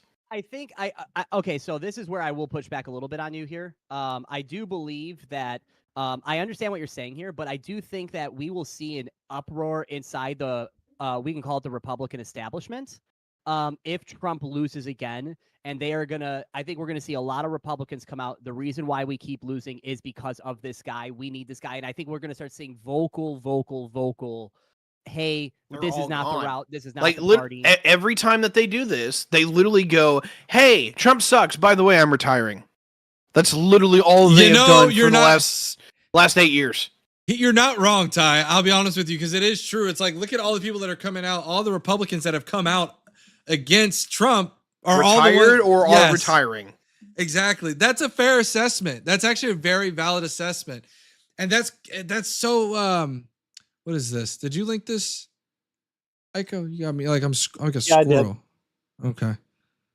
But again, I do think that I think we do need to realize here, Ty, that I do believe that the Republican Party probably knew and the RNC probably knew that Trump was going to run again in 2024. He started basically campaigning. Literally, I mean, the Stop the Steal shit was basically campaigning for 2024 at that point. Obviously, he wanted to do more with it. He wanted to actually circumvent the last election. Keep the power. But he really did start campaigning like right when he lost, basically for this new whatever you want to call this part. I'm gonna be real, guys. Like, forget just Kamala winning. If she doesn't pull out by like 5 points, I'm gonna have a real kind of problem with this country. Yeah, like if we don't get to like a week after election day and it's very clear like Kamala kind of blew it the fuck out, I'm gonna have a problem. Like, we'll see. I mean, it looks super fucking close. I DM'd Doghouse about it. I don't know if you looked into it or not, but like overall, it looks real fucking close, man. No, dude, like if I was going over this the last couple of days and it bothers me because if you go by the polls and remind you that Trump has done like consistently +2, +3 on the polls compared to what the polls said versus what we actually get, dude, she's gonna lose.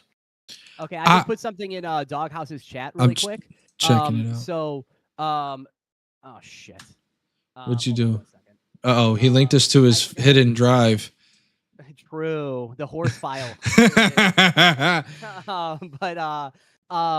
So I don't know if you guys know who Richard Hanea is. I'm pretty sure I don't know much about this guy, but I do follow him on Twitter because he posts about politics shit all day long. But he used to be like I think he might have been an alt-right at one point, turned into center-right, kind of now voting for Kamala, it seems like at the moment. But he had an interesting post, and I put it into Doghouse's chat. I can read it really quick, but basically What he put here. So if the polls miss like they did in 2020, Trump wins every single swing state. If the polls miss like they did in 2022, Kamala wins every single swing state except one. Yeah.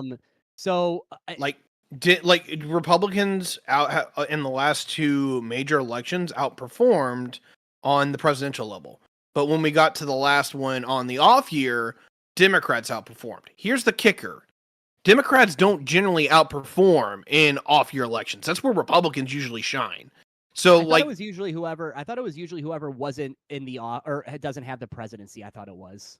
There's a level where that's kind of true, but it's also usually that the Democratic voters are usually not as likely of voters. Well, there's something new. There's something new happening in polling too, and this started in 22, which is a bunch of right-wing pollsters sort of flooding flooding the average in order to like push things, and that's why in 2022 you saw a polling error in favor of Republicans. And so if that same thing is happening now, which I'm seeing an awful lot of like Patriot polling and Trafalgar and shit like that, that's a problem. Like the polling aggregates, especially 538, Nate Silver, those guys, Real Clear Politics, they're going to need to learn how to differentiate between, because some partisan polls are good quality polls and some partisan polls are just like propaganda. Fox News polling, for instance, is considered, I'm pretty sure, Fox News is the good polling. Yeah, because they use SSRS. They don't do their own polling, but it's a problem that that there are now polling efforts that are out there specifically just to game the averages, and they've got to figure out a way to filter that out. And I've heard that this could be more nefarious too. And I don't want to get into like conspiracy world, but like I saw Kyle Kulinski cover this. Is that this is betting? God, you really are going down the left wing train, aren't you? You're watching Kyle Kulinski now. At least dude. At least it was in 2019, 2020. Kyle Kulinski. Okay, there's something to be said there. All right. Look, so when I look at Kyle Kulinski, though, it was really interesting. He did a video on how Trump is preparing for the stop the steal kind of thing. Yeah. Whereas in the previous election, he did it after the fact. He ended up waiting until after the vote to then kind of put all of his cases out there. Whereas this go around, he's preparing in advance. He's testing out the waters with the different judges by throwing out certain frivolous lawsuits and things like that to see which ones are more friendly to him as opposed to not to him. There's also some of these polling, like Aiko was saying, where they're flooding these polling to make it look as if it's a really, really, really, really tight race, so that when all of a sudden Kamala wins by 10, 20 points, whatever, right? It now looks like, okay, well, clearly something's wrong because the polling says that it's supposed to be even. You know, Nate Silver actually wrote an article about this. I read this like last week because this kind of started doing making its sweep about the poly markets and everything like that with like a bunch of, or even Real Clear Politics, I should say. It wasn't even poly markets. It was talking about Real Clear Politics not choosing the correct polls to put into their aggregate. And he basically was like, let's say that this is true. And he basically said, if it is true, it moves Kamala Harris up in the polls by like 1.5%, which is still in the margin of error. So even if this was true where there was polls that they were using, it really isn't going to make a huge difference, and we're still in the margin of error here. With the poly market thing, I don't know much about it. I did hear people were like, there was like 3 real big whales that put a bunch of money on Trump that really made it go up like crazy. That's what I heard through the grapevine, but I don't know much about the poly market thing. I mean, the easiest way to shoot down the poly market thing is they had Hillary Clinton 92% of winning against Trump in 2020 or 2016. I'll give you a good example. Do you remember back? It was it might have been more than a few years ago when Dogecoin was this big thing, right? And I don't know if you guys participated in this. I know I did. There was supposed to be a really big surge after Elon Musk went on to Saturday Night Live. SNL, yep. Yes. And everybody was tuned in to SNL. Okay, is he going to say to the moon or whatever? And that was going to be it. That was going to send Dogecoin to the moon. And so it's going to bring it to $1 a coin. Yes. Know? Everybody was freaking out. Everybody was like the thing, right? And then now look at Dogecoin. It's like, and so that's the whole thing is like, it's that similar. Cryptocurrencies are a Ponzi scheme. I'm saying it now. And if you look, I've said it There's for some a lot. legitimate ones. There's some legitimate ones. maybe. They are all Ponzi schemes And the until you blockchain behind actually it is have pretty good. until you actually have people using it as a currency, as a goods and means in exchange. That's not going to be the case. And the problem is there's only one that's even half there, and that's largely black market activity, and that is the main cryptocurrency, Bitcoin. Bitcoin. Yeah. I don't have anything in crypto or anything like that, but overall, I know that a lot of people do say that there are some like decent sized ones where like you can park your stuff. Like some of them like follow the dollar. So like if you're like, it's almost like keeping money in your account of cash when you have like stocks. So you can basically invest in it. You sell. And your this Bitcoin is or not Ethereum or finance. whatever. This is not investing advice. And I don't do any finance with Bitcoin. I only trade stocks in general. But you could like, for instance, like some of them's like pegged to like the dollar, right? So basically, if you're like skeptic on the crypto market, you can literally invest in these coins where it's basically as good. It follows the dollar. So if the dollar goes up, dollar goes down, which it doesn't move off than the dollar, right? It's basically a secure point to put your money while you wait until you do your next thing, type of deal. The blockchain technology, to my understanding, is very valuable, though. Very valuable. Yes. But see, that's the thing. And we going back to your Polymarket thing is like, I feel that same exact way about the SNL thing. Polymarket may have had some kind of like legitimacy maybe a long time ago when it wasn't so mainstream, but it feels like over the past couple of months, you've had a lot of conservatives like leaning heavily on it, and it feels like Saturday Night Live all over again. Except here's the problem. People are going to lose a lot of freaking money if these don't turn out true. It's like get fucked. Welcome to being a sucker, you know? Right. So welcome to being a sucker. It's like putting your money in a penny stock sometimes, right? Right. Or it's even just like, hey, who's gonna win tonight? The Chicago Bears or the Green Bay Packers? Obviously the Bears, but like in general, like you know Get what? your It's probably, you know- DraftKings bets in now. Exactly. I don't know, and I don't think talking about betting is going to be an issue on any kind of platform. No, you're good. You can even bet on the platform. Oh, now you can. Okay, because I remember there was some you issues can. with that. As long as it's sports gambling and poker. Gotcha. Let me ask you guys this: do you think that like cryptocurrencies and things like that should be regulated? Probably. Yes. Probably. I think they should be actively hunted.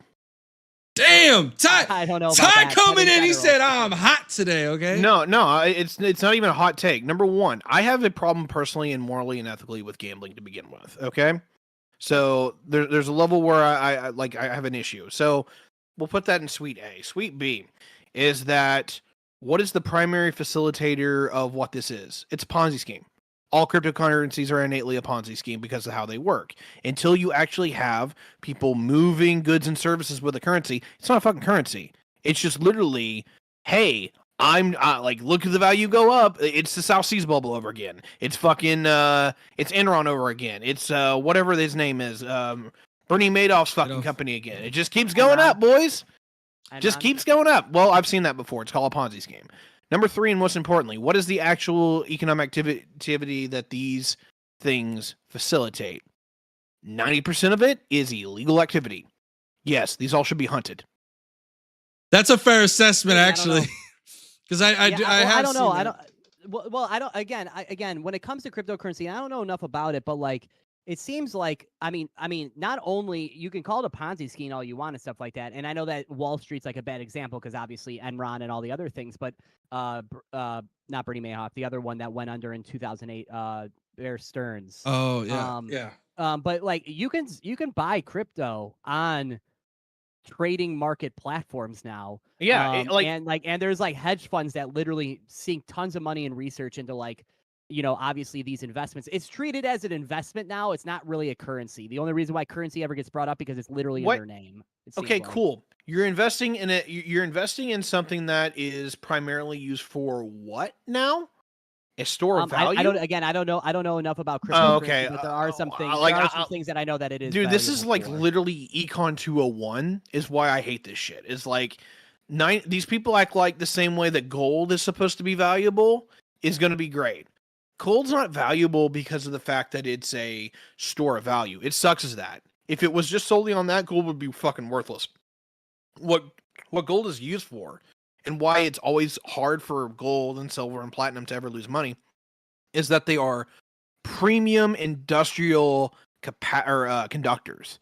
Like, they are some of the most valuable metals because not only are their properties scientifically valuable, they are literally some of the best materials you can put in a computer chip, but they're also a precious, lustrous metal. If you look at it, it looks pretty. It looks better than zinc. It looks better than cobalt. It looks better than a lot of these things. So you put two together, gold's always going to have at least more value than most of its competitors.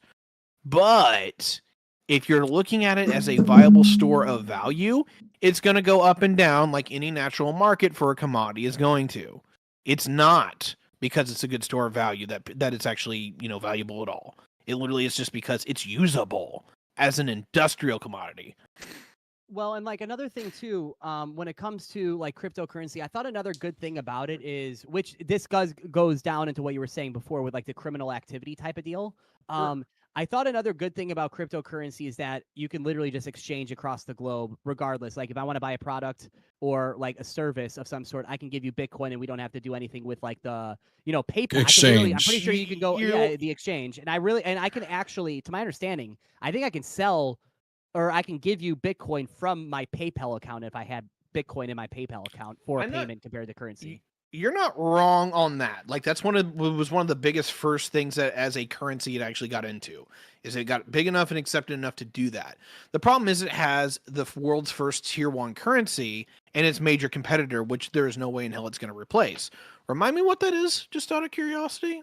So non-centralized the United States dollar currency. Yeah, exactly. Yeah. It's basically the whole thing is like, oh, do you want your government involved with your currency? No. Well, guess what? We got a perfect product for you. A little bit. The problem is that if you are any kind of other government, particularly the United States, though, and you're looking at this currency and what it's supposed to do, number one, it's a competitor to your currency, so no, we don't approve of it. But if you're even any other currency, what is most of the currency doing in your country? Shit you don't want it to be doing. Most of it is literally drug trafficking, human trafficking payments, fucking all of these other things. There are people who will invest in it, and they are better actors than the others, for sure, but they're still buying into effectively what is a Ponzi scheme.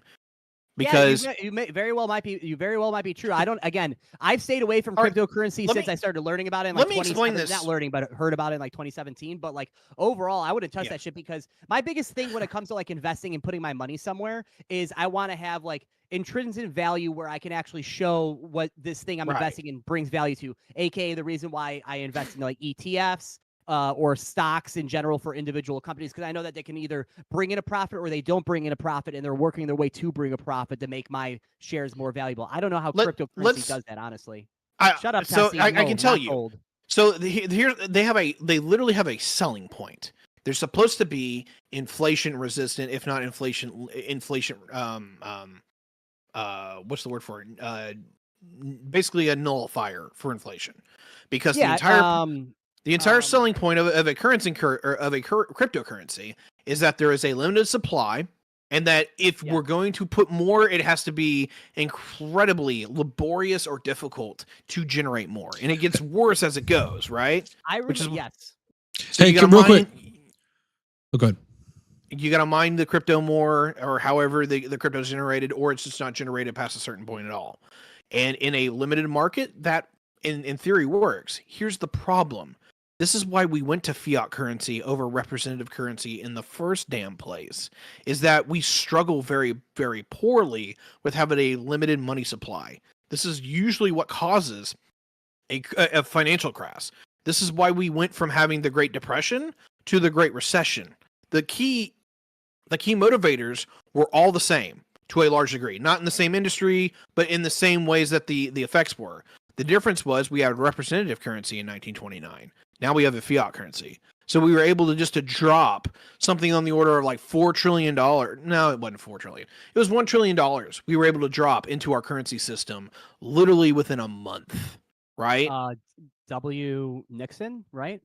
Dick Nixon was kind of the guy who was just signed off on the final end product. We largely changed after during Roosevelt's reforms, actually, is when we started changing. Hey, real quick, I want to jump in and let everybody know this is an open call-in, and right now it is a bunch of liberals that are all. I'm not a liberal. Okay, How I'm dare sorry. you? I'm sorry. He is a liberal. He is a liberal. How am I a liberal? We got a Because he dirty believes in centrist. individual freedom. Either way. Okay. To a point. I'm pretty socially conservative, right? Yes. Like I know. dude, I'm just joking. You're actually Okay. a liberal, but you're like, but I'm saying like people get liberal. I mean- Democrat, conservative, Republican, but it's not exactly dude, that, right? even I struggle with more of a classical liberal sense because there's shit that people can do that I don't give a fuck about. I don't really care, you know, if you versus, spend right? your money at McDonald's or Burger King. I don't, right? But Well, E. like, coli though, watch out. yeah. Burger Anyway, King, damn it. what I do care about is that like there are certain things that we evolve in our society that it's like, hey, look, at minimum you should have a big fucking warning label on it, like, you know, cigarettes, and we're probably going to tax the piss out of you, so Yeah. you don't do it a lot. Here's a radical take that I'm big on. I haven't said it a lot because I've really only come to the conclusion that I'm in favor of this. I don't think you should be able to sell soda without a fucking alcohol license. Really? Wait, why? Because it's as addictive as cocaine, and it makes us all fat as fuck. Interesting. I mean, I think that we've seen. Okay, wow, this is the conservative coming out of me here. Funny enough. I think that we've seen. Obviously, it took a long time. I do believe in like markets and like free markets at times to actually hit the stuff. I think we've seen a dramatic decrease across the entire board without doing any type of. Some people do sugar tax, I guess I should say, but we've seen a decrease of soda, pop, whatever you want to call it, consumption across at least America. I don't know about the world. Over the last like 10 or 15 years, like kids like aren't drinking pop at all anymore. Which is great to see, you know. But this is like one of those conservative things saying like, I don't know if we should do all that, but overall we have seen a decrease in soda consumption across the United States. Well, look, if the problem's getting better, I will happily like reverse. Hold on a second. In 2018, the U.S. per capita consumption for soft drinks was 38.87 gallons per capita. Okay, so that's a fucking lot of soda, but it's down 20% from the peak of 53 gallons in 2000. I didn't realize that. Yeah, it's going down. It's going down. You know what? I'll get off that horse then. I don't have a problem. I was gonna say, Ty, as you pulled that up, the first article I pulled up, I thought it said Texas was cutting consumer sales, but I didn't I read it because I mixed up my E and my A. I kind of had a moment there. Yeah. It's actually taxes on sugary drinks cut consumer sales by 33%. A study found. I do want a taxes sugar out there. tax. I do want sugar tax. I strongly approve. Taxes of it. work. Taxes Yeah. do work.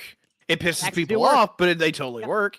And it's also a tax like that is also like a what do they call it? Not a progressive tax. It's the other thing. I forget what it's called. You're talking about Where- sales Sin tax? tax is what it's Sin called. Syntax? Oh yeah.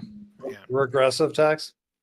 Yeah, regressive. Yeah. Hey, look, I'm in favor of most regressive taxes if you use them in the right way. I tax I would say tax the lottery, but it's already taxed. Get rid of the Carbon lottery. tax is aggressive, but probably a good thing.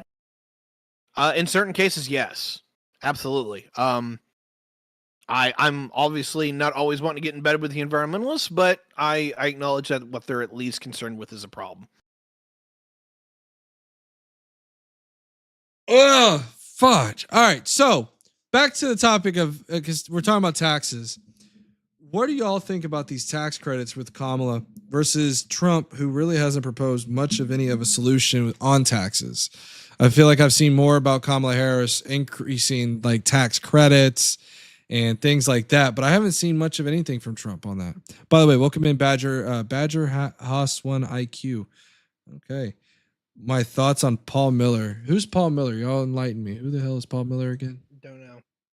I don't know who that is either. Repeat your question on taxes because I fucking Yeah. forgot after you said Paul Miller. Oh my God. I know who this guy is. All right, go on. He's Question. yeah, this is okay. We're not even gonna talk about this guy. Here, I'll send y'all. Just look him up and you'll see who you know if it is. If it's a Groiper guy.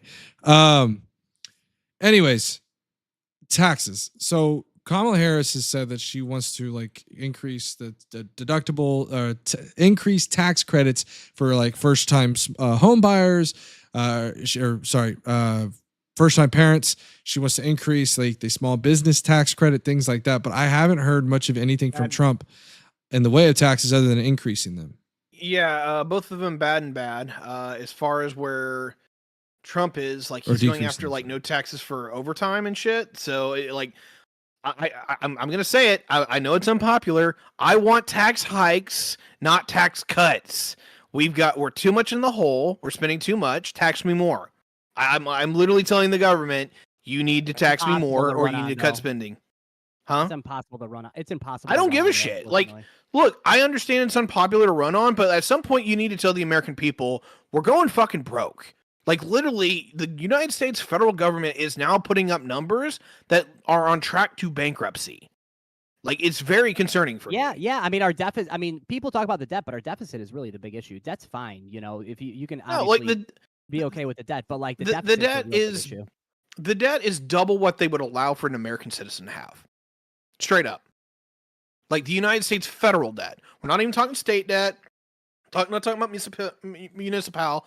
If you were the United States government, or sorry, if the United States government was us and it went to go get another loan, whether it's for a house loan or whatever the fuck else it was, right? You would be denied on everything. Hey, unless you're the United States of America, baby. Let's go. And that's okay? the problem. Like, look, it's not that I'm just like, oh, hey, you know, the United States can get away with more, but it's double what it could get away with as an American citizen, which should be very concerning to us. Is that, hey, we're stretching it, but how much more do you want to stretch this bitch?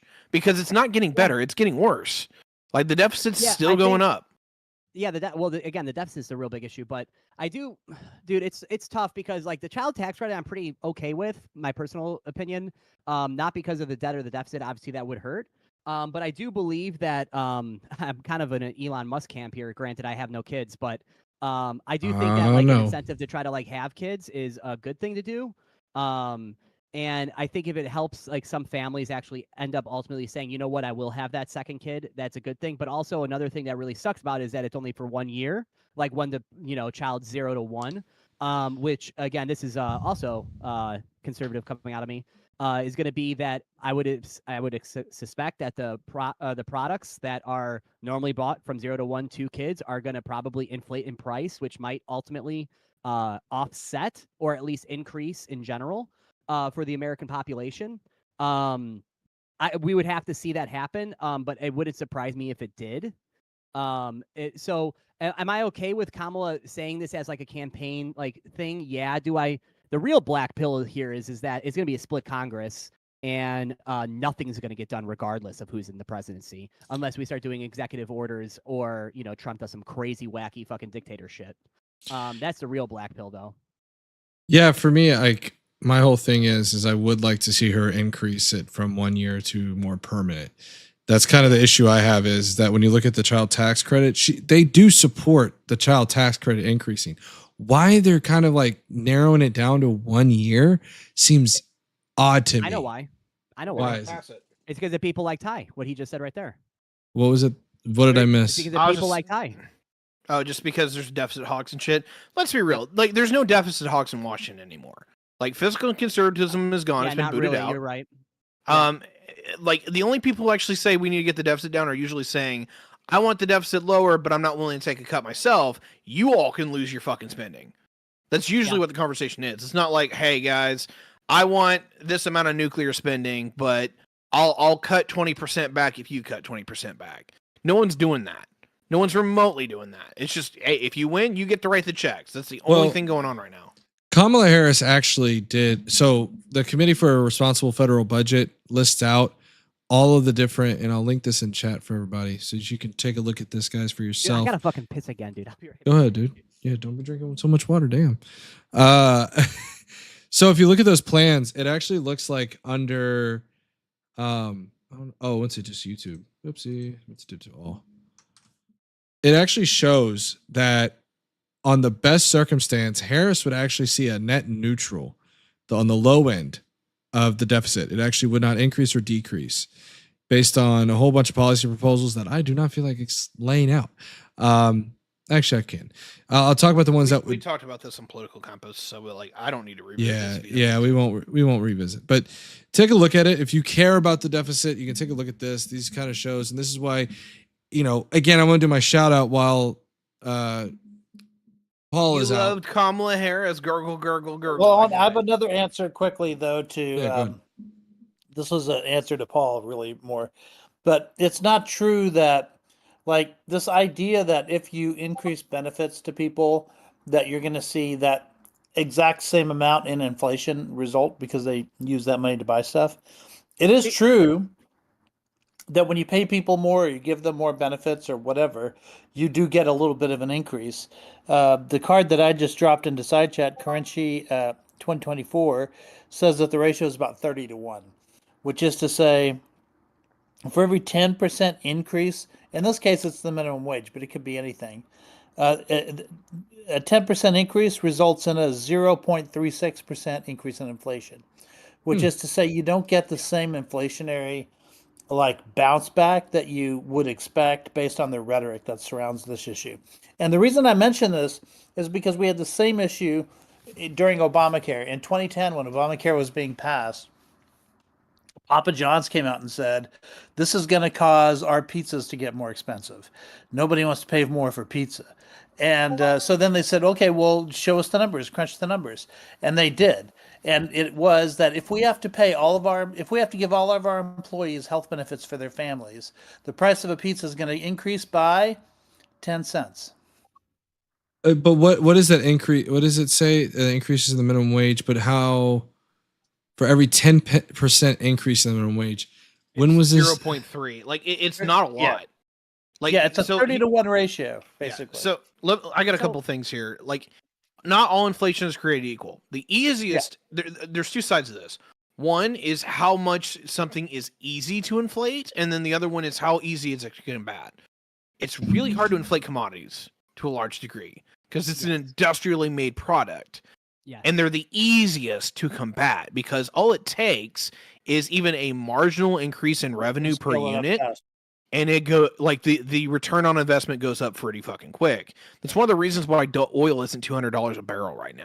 It's because literally anytime it bops over about $100 or $70 a barrel, people can turn the wells back on. Like literally, that's all they have to do because they're just sitting on shit. We're doing pretty good on certain shit, but I'll put it in this regard. People like it when their cars are usually maintain value and where houses maintain value if you have one. The problem is we're in a situation now to where if you want to get a new car or a new house or you need to trade in or you need to trade up or trade down, that is now a fucking bitch because the only thing that you really can do viably in this market is trade down. And that's not good for your wallet because you're literally watching net value go out of your wallet. Well, I guess my question then would be here, Ty, is I know that there's a lot of people that have come out, and Rich, I saw the thing. I looked over on Dog House's thing and I read through it where it says that it only shows this much. But sometimes this much increase does really hurt businesses. It really does. Because it does hurt. Like, I mean, look at what we saw recently, right? I mean, like I used to go to McDonald's. Well, not really, but I used to, when I eat out at work, if I went to McDonald's, I remember 5 years ago, right? It was, and by the way, everybody around me now, even though the minimum wage hasn't increased, everyone's getting paid $15 an hour in Chicago now because that's like that's like basically what minimum going doing, right? Yeah, exactly. Yeah. And even without the minimum wage increasing, right, federally. And we did see but we did see like a cut. We did see like a cut down in staff because they wanted to obviously help their margins here. But we did see an increase in food prices. We have to acknowledge this. Like overall, it did happen. The problem is most of it wasn't until COVID, right? And it was not because COVID sparked the increase of price of wage increases. I didn't see wages really start taking off until after the COVID recovery. No. So I remember this very, very, very vividly. So what ended up happening is that because everybody was working so everybody went home for in March, and a lot of people went remote. And it caused a lot of issues. So a lot of people wanted to bring people back. Then, because of the fact that we had a stimulus package that was passed in March, a lot more people had a lot more money in their pocket.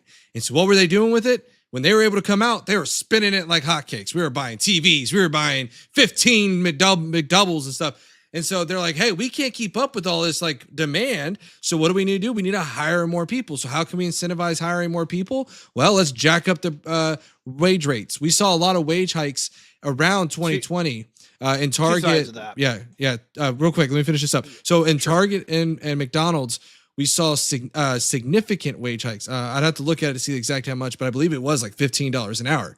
However, on the flip side of that coin, we also saw that when things started to tone down, they started cutting hours to try to save some money, and even to the point of laying off. And this is what we see time and time again, is a lot of companies, and it was also an election year, right? And so a lot of companies were trying to make it look like as if they were doing really good. We're increasing the wages. We care for the workers. And it's like, yeah, but you're only giving those workers, instead of 16 hours, you're giving them 8 hours. So anyways, go ahead, Ty.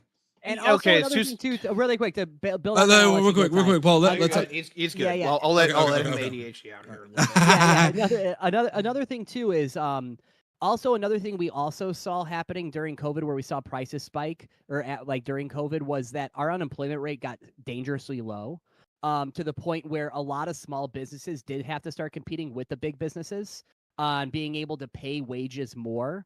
And that really hurt bottom lines to these smaller companies and or other restaurants, or whatever you want, whatever you say, and whatever type of business you want to say. You have to pay this money, or you're not going to get that work, even though you need 3 of these workers, right? So we also saw an increase of prices there as well, because they did need to pay more workers. So I'm not saying I don't agree with what this thing that Rich was saying here.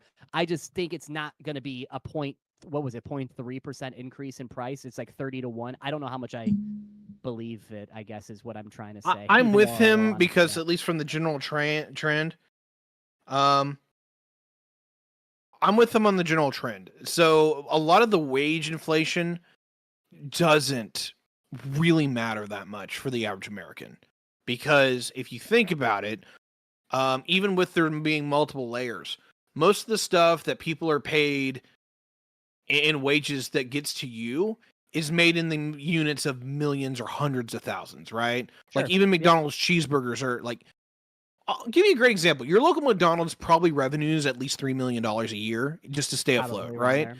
Yeah. So let's just figure that. Like, you figure out how much in hamburgers they're actually selling, cheeseburgers. You can do all the math, right? We're talking about something on the order of, just offhand, in my head, you're talking like over 100 burgers or 1,000 burgers a week, right?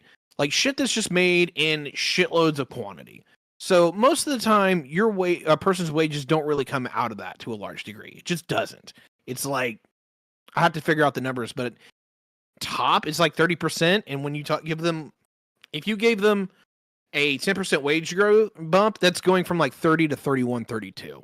It's not a huge change. I'd have to hard press the math on that, because I know Doghouse is like, I really want to see those numbers. Yeah, because the big thing that hurts on wages is shit like services, like getting haircuts. When they raise their rates because they need more per hour, that's where you fucking feel it. Where you can only do 1 or 2 an hour, straight up. So here's where we're at. The number one reason we saw inflation that hurt you as the average American, and I assume Doghouse is still streaming. So very much. I'm still streaming. I'm still talking to the audience as much as you guys. Is that it is when a commodity goes up because its value is gone up out of sheer demand. And the reason why COVID was such a fucking bitch was that even before the election had ended, we were seeing inflation rampant in the computers and consumer electronics industries. People don't remember that, but like even in September of 2020, the market had exploded because everyone was staying home. So what do? Well, I've got a little extra cash. I'm going to spend money on fixing up all the stuff at home, because I'm now living in my home more than any other place I am, right? Yeah. So we saw people buy more TVs, more home computers, more tablets, more GPUs, all of that shit than we had seen in the previous 3 years. So they all spiked. And then it literally went industry by industry as the entire market moved from one thing to another.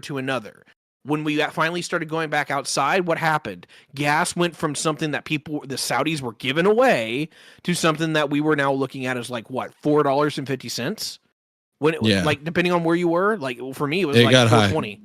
Yeah, It was high. It was like $5. it literally is just one of those It's like deals that where, one meme, Ty. It's like that one meme, Ty, where like when everyone started getting that, they got that $600 check, right? And then you saw every TV in the market go to $599. Like that was like a 60-inch television. You know, they're just trying to a little bit, break yeah. in that shit. You know. So it was one of those deals where on one hand, everyone tried to get their product out the door, but then the other side of it is that they figured out, oh wait, even if we try to do that, we won't ever have enough. So it literally went from discount city to fucking that $600 TV is now $1,200, right? And it stayed that way for a year. Like And that's I'll what we saw. And I'll tell you, this is the interesting thing when you're saying that, is that think about it. We had a stimulus check coming to you in March. You also had your tax returns from the previous year coming to you in March. You also had your increase in wages. I just pulled up one from Target where in 2020 they increased their starting workers to $500 plus a $200 bonus for frontline workers. Yes, I did not know they gave away a $200 bonus, but they did that. You had several companies trying to compete for workers, like you said, because there was labor shortage. There yet. Yeah, so they increased their wages. So you had all this money, but it takes time for corporations to be like, okay, should we increase our should we increase our prices? Should we not? And this is why I tell people when they're like, oh, Joe Biden done increased the inflation. Like, okay, hold on. Let's assess what happened in 2020 because we seem Like to Joe forget. Biden was in office, but it's like, what did you want him to do?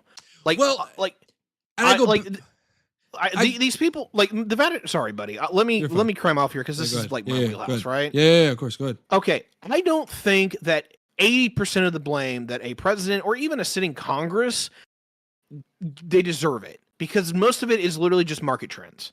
And then you can say, hey, look, I wanted to do something, but I'm actually going to defend DC here for 1 second. Fucking with the economy is incredibly scary, right? And it's not because I don't want firm affirmative action. If you're going to commit, fucking commit. But the issue is that it's really easy to get this wrong. It's a $1 trillion economy. So you can give people $600 and maybe they put it in their bank account and they don't really do much with it, or they pay off some debt. That's pretty good. But then they might all go blow it on hookers and blow, and they're gone within a week. That didn't really help the economy much, right? So it is one of those deals where you can literally spend it in the wrong season and all shit goes to hell. Let's just say it's April, right? You can rip this shit out in April, and people are like, "Oh, I'm gonna spend it on paying off my debts," and people are like, "Hey, that was kind of nice." Or they'll spend. You can give this thing out in November, and what do? They spend it on consumer spending for Christmas, and people get more, more economic activity out of that because they bought all the goods and services. It does depend on like when you do this, how you go about it, and I can't wait for the first politician to say, "I want to help you, but I want to help you in November, and it's April, so sit your pretty ass and wait." Right. Well, real quick, I want to mention too, because I mentioned it earlier, but I want to mention it again. I didn't get the full sentence out. This is an open panel. Feel free to join. I really would love. I have plenty of time because the wife and kids are at my wife's parents' house. No, I am not in the doghouse. I'm not in the doghouse. We'll make sure that's clear. Okay. Like last week. Yeah, I'm off the leash. Let's put it that way. Okay. The wife accidentally left the leash, the door open. I ran out the door. Okay. But anyways, feel free to join. I would love to have a Trumper come in here. Okay. That's my shtick. I love debating some Trumpers. I would prefer all leftists in MAGA-toids to fucking stay the hell away. Okay, that's. Hey, what hey, come on! I want them to Hey, come in. Doghouse, how much longer is this going for? I probably gotta head out. Oh yeah, you in, gotta get like, yeah. And like, no, not right now, In like the next 30 minutes, roughly.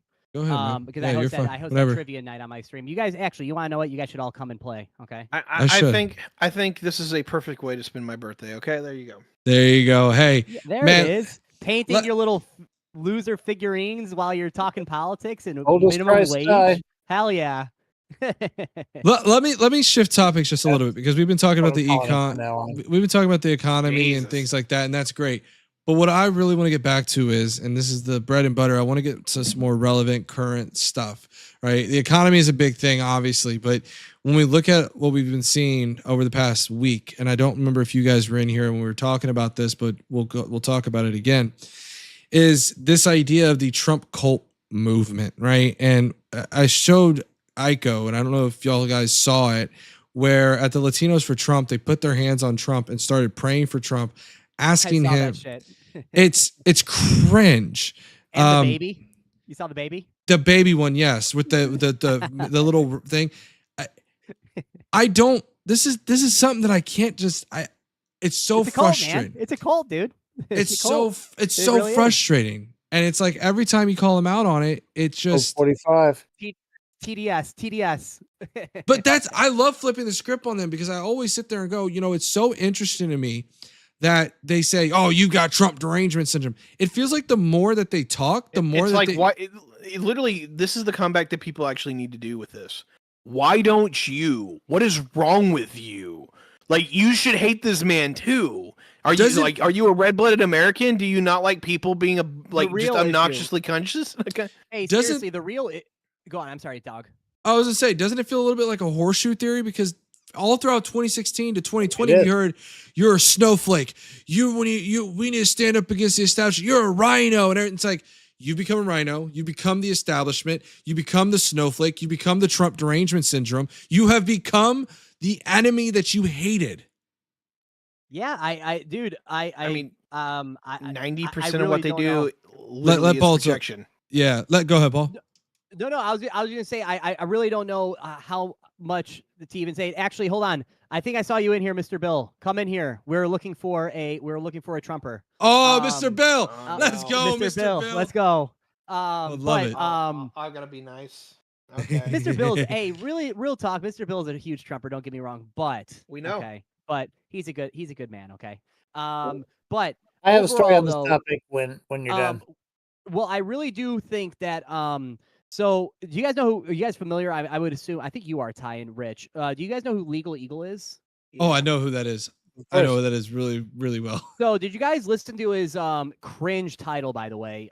This is the most important election of our lifetime video that he came out with yesterday or the day before. I have not seen that one, no. But okay, I'm kind of tired of hearing that line, to be honest. I know. Well, well, that's why I said it was cringe. By the way, that's why I said it was cringe. The election was 2016. To be honest. Well, he actually said in the beginning of the video saying, "I know this line is cringe, and you hear it every single time, but I'm actually being serious this time." And then he gets into it, But I think every single American should watch this video. It is so well done about why, and I don't think I've only been watching Legal Eagle for a few years now. I don't know if I always assumed he kind of skewed to the Democratic side or at least center left. But he lays out like a 20-minute video of all the reasons why you should not vote for Trump in this election, and I think everybody should watch it. They really should. Doghouse, you should probably watch it on your stream in general, and maybe even react to it and make it into a YouTube video or something. The problem I have, unbelievably good. This is why I've got a real issue with kind of believing that Kamala won't win, even though the polls are where they are, is because it really Kamala. Seems like don't care. It really seems like this is one of those issues to where like everyone's got an opinion this round. Like there's no one who's going to be sitting on the sidelines if they remotely care about politics. Like I could be wrong. I may very well be wrong, but I think we're going to see the highest turnout that we've seen even before 2020. I think that the polls are early voting. Rich, are you can? I think that most states are showing that is going to be the case. I mean, yeah, early voting is looking pretty good. I mean, I posted that thing about how early voting like can be really hard to get wrong, or to really easy to get wrong, because there are too many moving parts. But I'd rather see the numbers I'm seeing right now for early voting. I'd rather be on the Democratic side than the Republican one, seeing the numbers that are coming in. That said, are they releasing counts already? Yeah, of course. Yeah, they started releasing numbers. No. Like, you don't know who's voting. The number of the number of people who voted. Not what I'm talking about is like they're not actually releasing who they voted for, right? Yeah, it's just showing, hey, the registered Democrats, registered Republicans, registered. Oh, right. They're releasing who they are, so like it's like critically important, right? Obviously, a Democrat is likely to vote for a Democrat, but there was a poll the other day showing that 7% of Republicans, of registered Republicans, are voting for Kamala, according to this poll, and 2% in the other direction, Democrats voting for Trump. So that indicates that you can take that number, that percentage of each party coming in, and then allocate some of them to the other party. And if you combine those two sets of numbers, then At least in Pennsylvania and Michigan and Wisconsin, things are looking pretty good. But that's early voting as well, right? I mean, that's not even really like Early I'm voting and mail-in voting. Oh, okay, yeah. So that's my whole thing is like anyways, anybody else want to chime in? Well, it just seems like you got to look at some like states in general. Like I thought I saw Florida was kind of down. Am I wrong? Maybe it wasn't Florida. But like majority of Floridians, a lot of them vote early because they're all fucking old, right? You know, they just Right. that's what they do, right? You know. And I thought Democrats were up there as well, not like up, but they're like up from 2020 as well. So I mean, I really want to in Florida. I really want to see the numbers beyond what me and Rich have talked about regarding why Democrats are not doing as well in Florida as what they are. Like this should be Florida should be a battleground state by almost every key metric that we look at, and somehow like Trump's pulling it out by like 7 points. It's old people. Yeah, but like even old people are only the old people are like or boomers in particular are like 51-49 on Democrats versus Republicans. Hey Ty, I want Like it's literally millennials and Gen Z that fucking put up Democrats. I gotta show some love to our Twitter fam over here. So Twitter's it's not gonna be a toxic, I promise. John Hill asked, could you please ask Tiberius if he believes the federal government shouldn't give any more money to the Barry Goldwater Scholarship and Excellence and Foundation? So far for fiscal year 2024, the federal government has given them $2,650,962. You don't have to if you don't want to. So what do you think about that question? I don't like to get specific on this level because it might be like a really actually like effective foundation, right? Like I don't want to comment on that level. What I will comment on like on a general level is I generally am pro general like the Department of Education. I like spending money on education. I don't like colleges to a large degree, but I think we need to separate that conversation. Either like we need to seriously buff up the Pell Grant, or we need to make it where we're just not gonna subsidize fucking student loans anymore. We're just done with that shit. Do you notice that none of the candidates have really addressed college, right? Like I haven't heard much of Kamala Harris talking about college, even though that's been a pretty big pivotal thing for the Joe Biden popular issue. That's what I'm thinking. I just realized that I'm like I don't even know if I'm for like college forgiveness and stuff. I just found it really fascinating because I feel like that's a really big issue for a lot of people in their lives, especially dealing with the economy. Yet we haven't heard any of the candidates really address it. It pisses off the working class. Like I mean, it ridiculously pisses off the working class. Like it's literally, as much as I hate this, like I'm going to say it, the rich not only pay their fair share, they pay the majority of the taxes, but the poor people think they pay the majority of the taxes. And therefore, when they hear that the middle class is getting a bunch of write-offs in the form of debt cancellation, they're fucking mad.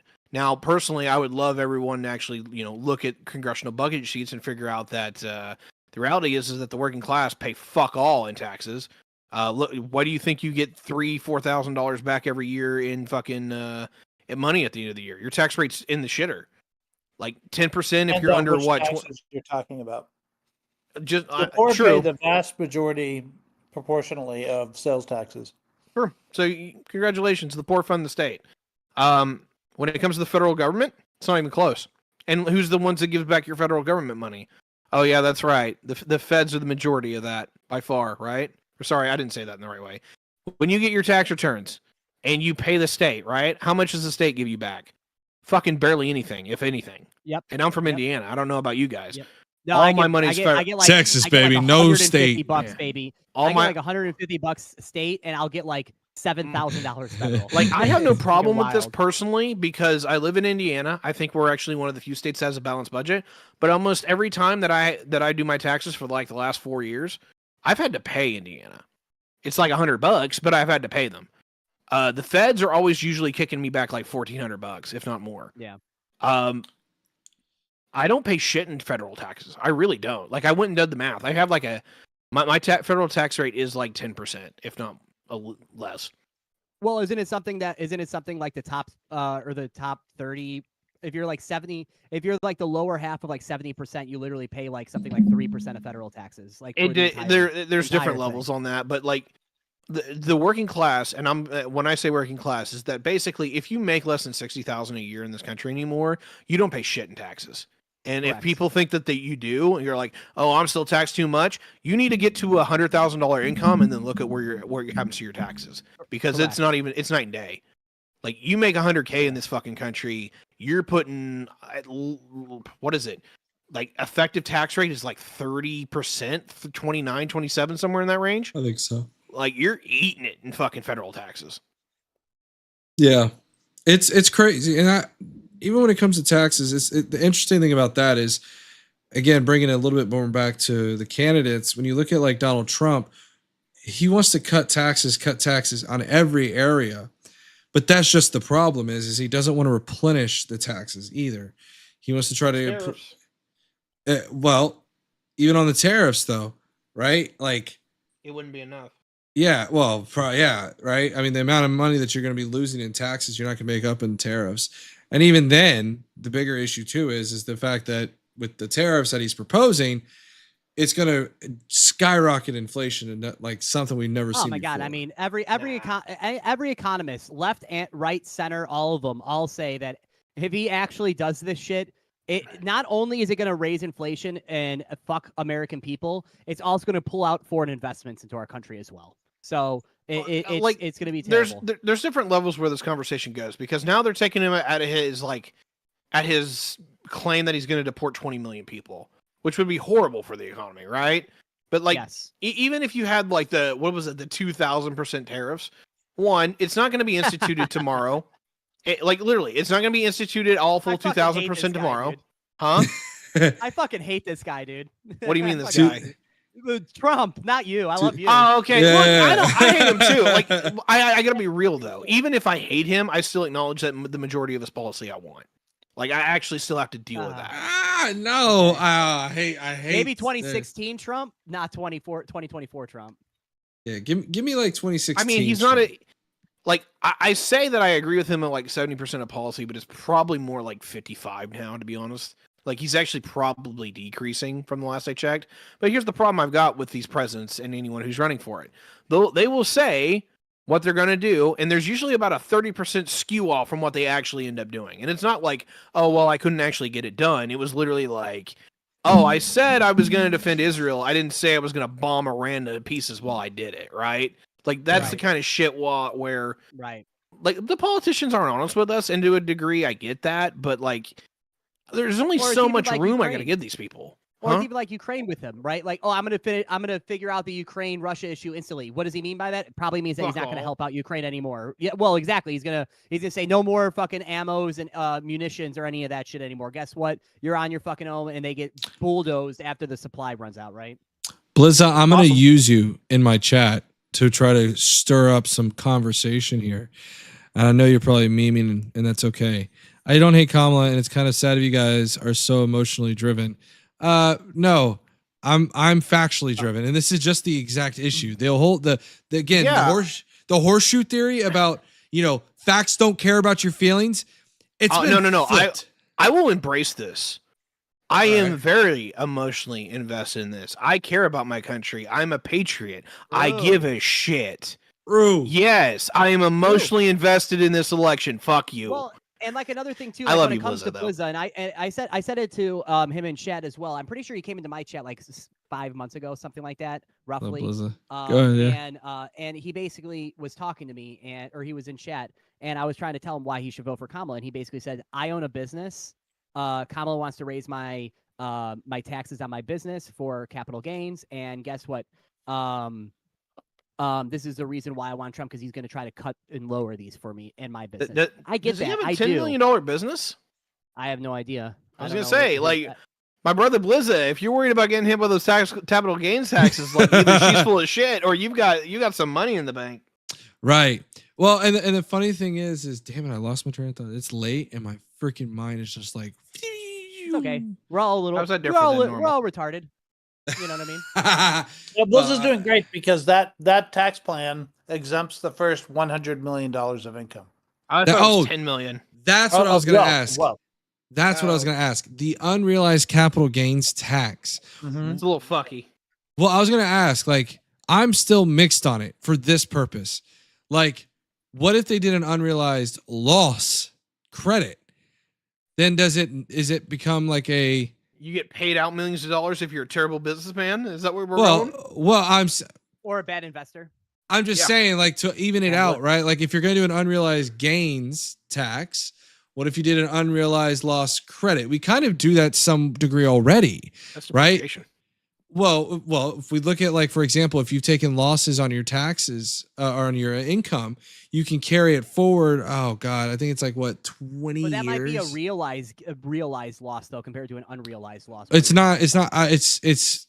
If I'm not mistaken, it's not really realized per se. The real problem It's a here, book Doghouse, loss. when it comes to like capital gains tax in general, overall, you can look at the like actual dollar amount that people bring in. It seems to be completely kind of plateaued.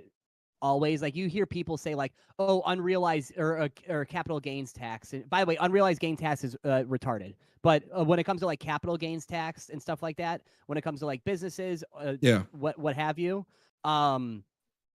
if you look back at like 1950, a lot of like leftists will come out and say they had a 90% on the like these people like for like income taxes and like capital gains taxes, but they all still paid around the same money that we see right now that actually the federal government got, because guess what? At the end of the day, they're going to use loopholes. They're going to put companies at other places.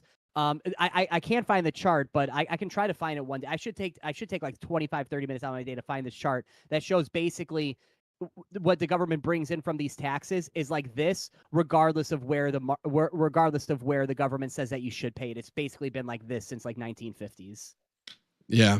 Well, look, guys, we're reaching the 9:30 mark. I know you have to go, Rampage Paul, and I am gonna work on trying to get my stuff together, guys. I kind of want to do more of these on Tuesdays. On Tuesdays, I usually do kind of like a solo stream and kind of give some news topics and stuff like that. But I find that can be kind of boring. So I want to kind of make it more entertaining. I'm probably gonna try to find some things to do, like a debate or something like that on Tuesdays. Chess Saturday. boxing. Do what? Chess boxing. Did you say chest boxing? Chess boxing. It's where you do a round of boxing and then you do 10 minutes of playing chess and then you go back to boxing. You go back and forth. Well, until somebody falls down. Right. Well, I'm going to figure it out, because the thing is too, is like, I don't want to do like an open panel always on Tuesdays when I have the Political Compass on Saturdays, which the last Saturday was wild. I kid you not, guys. I was like sitting here at 7:50 and then Connor jumped in at like 8 o'clock, and I was like, okay, well, I'm supposed to get off at 8:30, and then like 8:20 came around and Socrates jumped in. I'm like, well, I can't just only do 10 minutes of Socrates. And then like 8:40 came around and fucking Torian came in. I'm like, fuck, I'm like 30 minutes over, but it's just so good. I don't want to leave it. And Ty, I saw Ty streaming for like the next hour and a half after I got off. I stuck around for about 45 minutes. I gotta have a conversation with you about the reasonability of Wes. I will say that. But on the other side, we're still streaming, but yeah. I know. Like I'm not like, this is nothing I wouldn't say publicly. Like, I got you. Like, you marketed me this guy off as reasonable, and I'm just like, that dude was taking L's all night. All right. Well, look, we love those people. We love those people, dude. Here's what we're gonna do. I want to make sure I don't just ramble here, because I do that at the end of my stream. So, guys, listen. If you're following me if you're on Twitter, follow me, please. I am very, very close to 1,000 followers on freaking Twitter. Okay, I'm actually 27 followers away, guys. So please do me a solid. If you're on Twitter and you're watching me right now, please drop that follow. If you are on YouTube, please, even more importantly, like and subscribe to that notification. Hit that notification bell. I'm only at 105 followers. If you're on Twitch, look, guys, y'all are my redheaded stepchild, but please hit that follow, okay? I love you guys. And also make sure that you are following me there as well. All right, guys. Well, I'm going to end the stream here. You guys have a great time, and we will see you guys on Saturday for the Political Compass. I think we're on like episode 6 or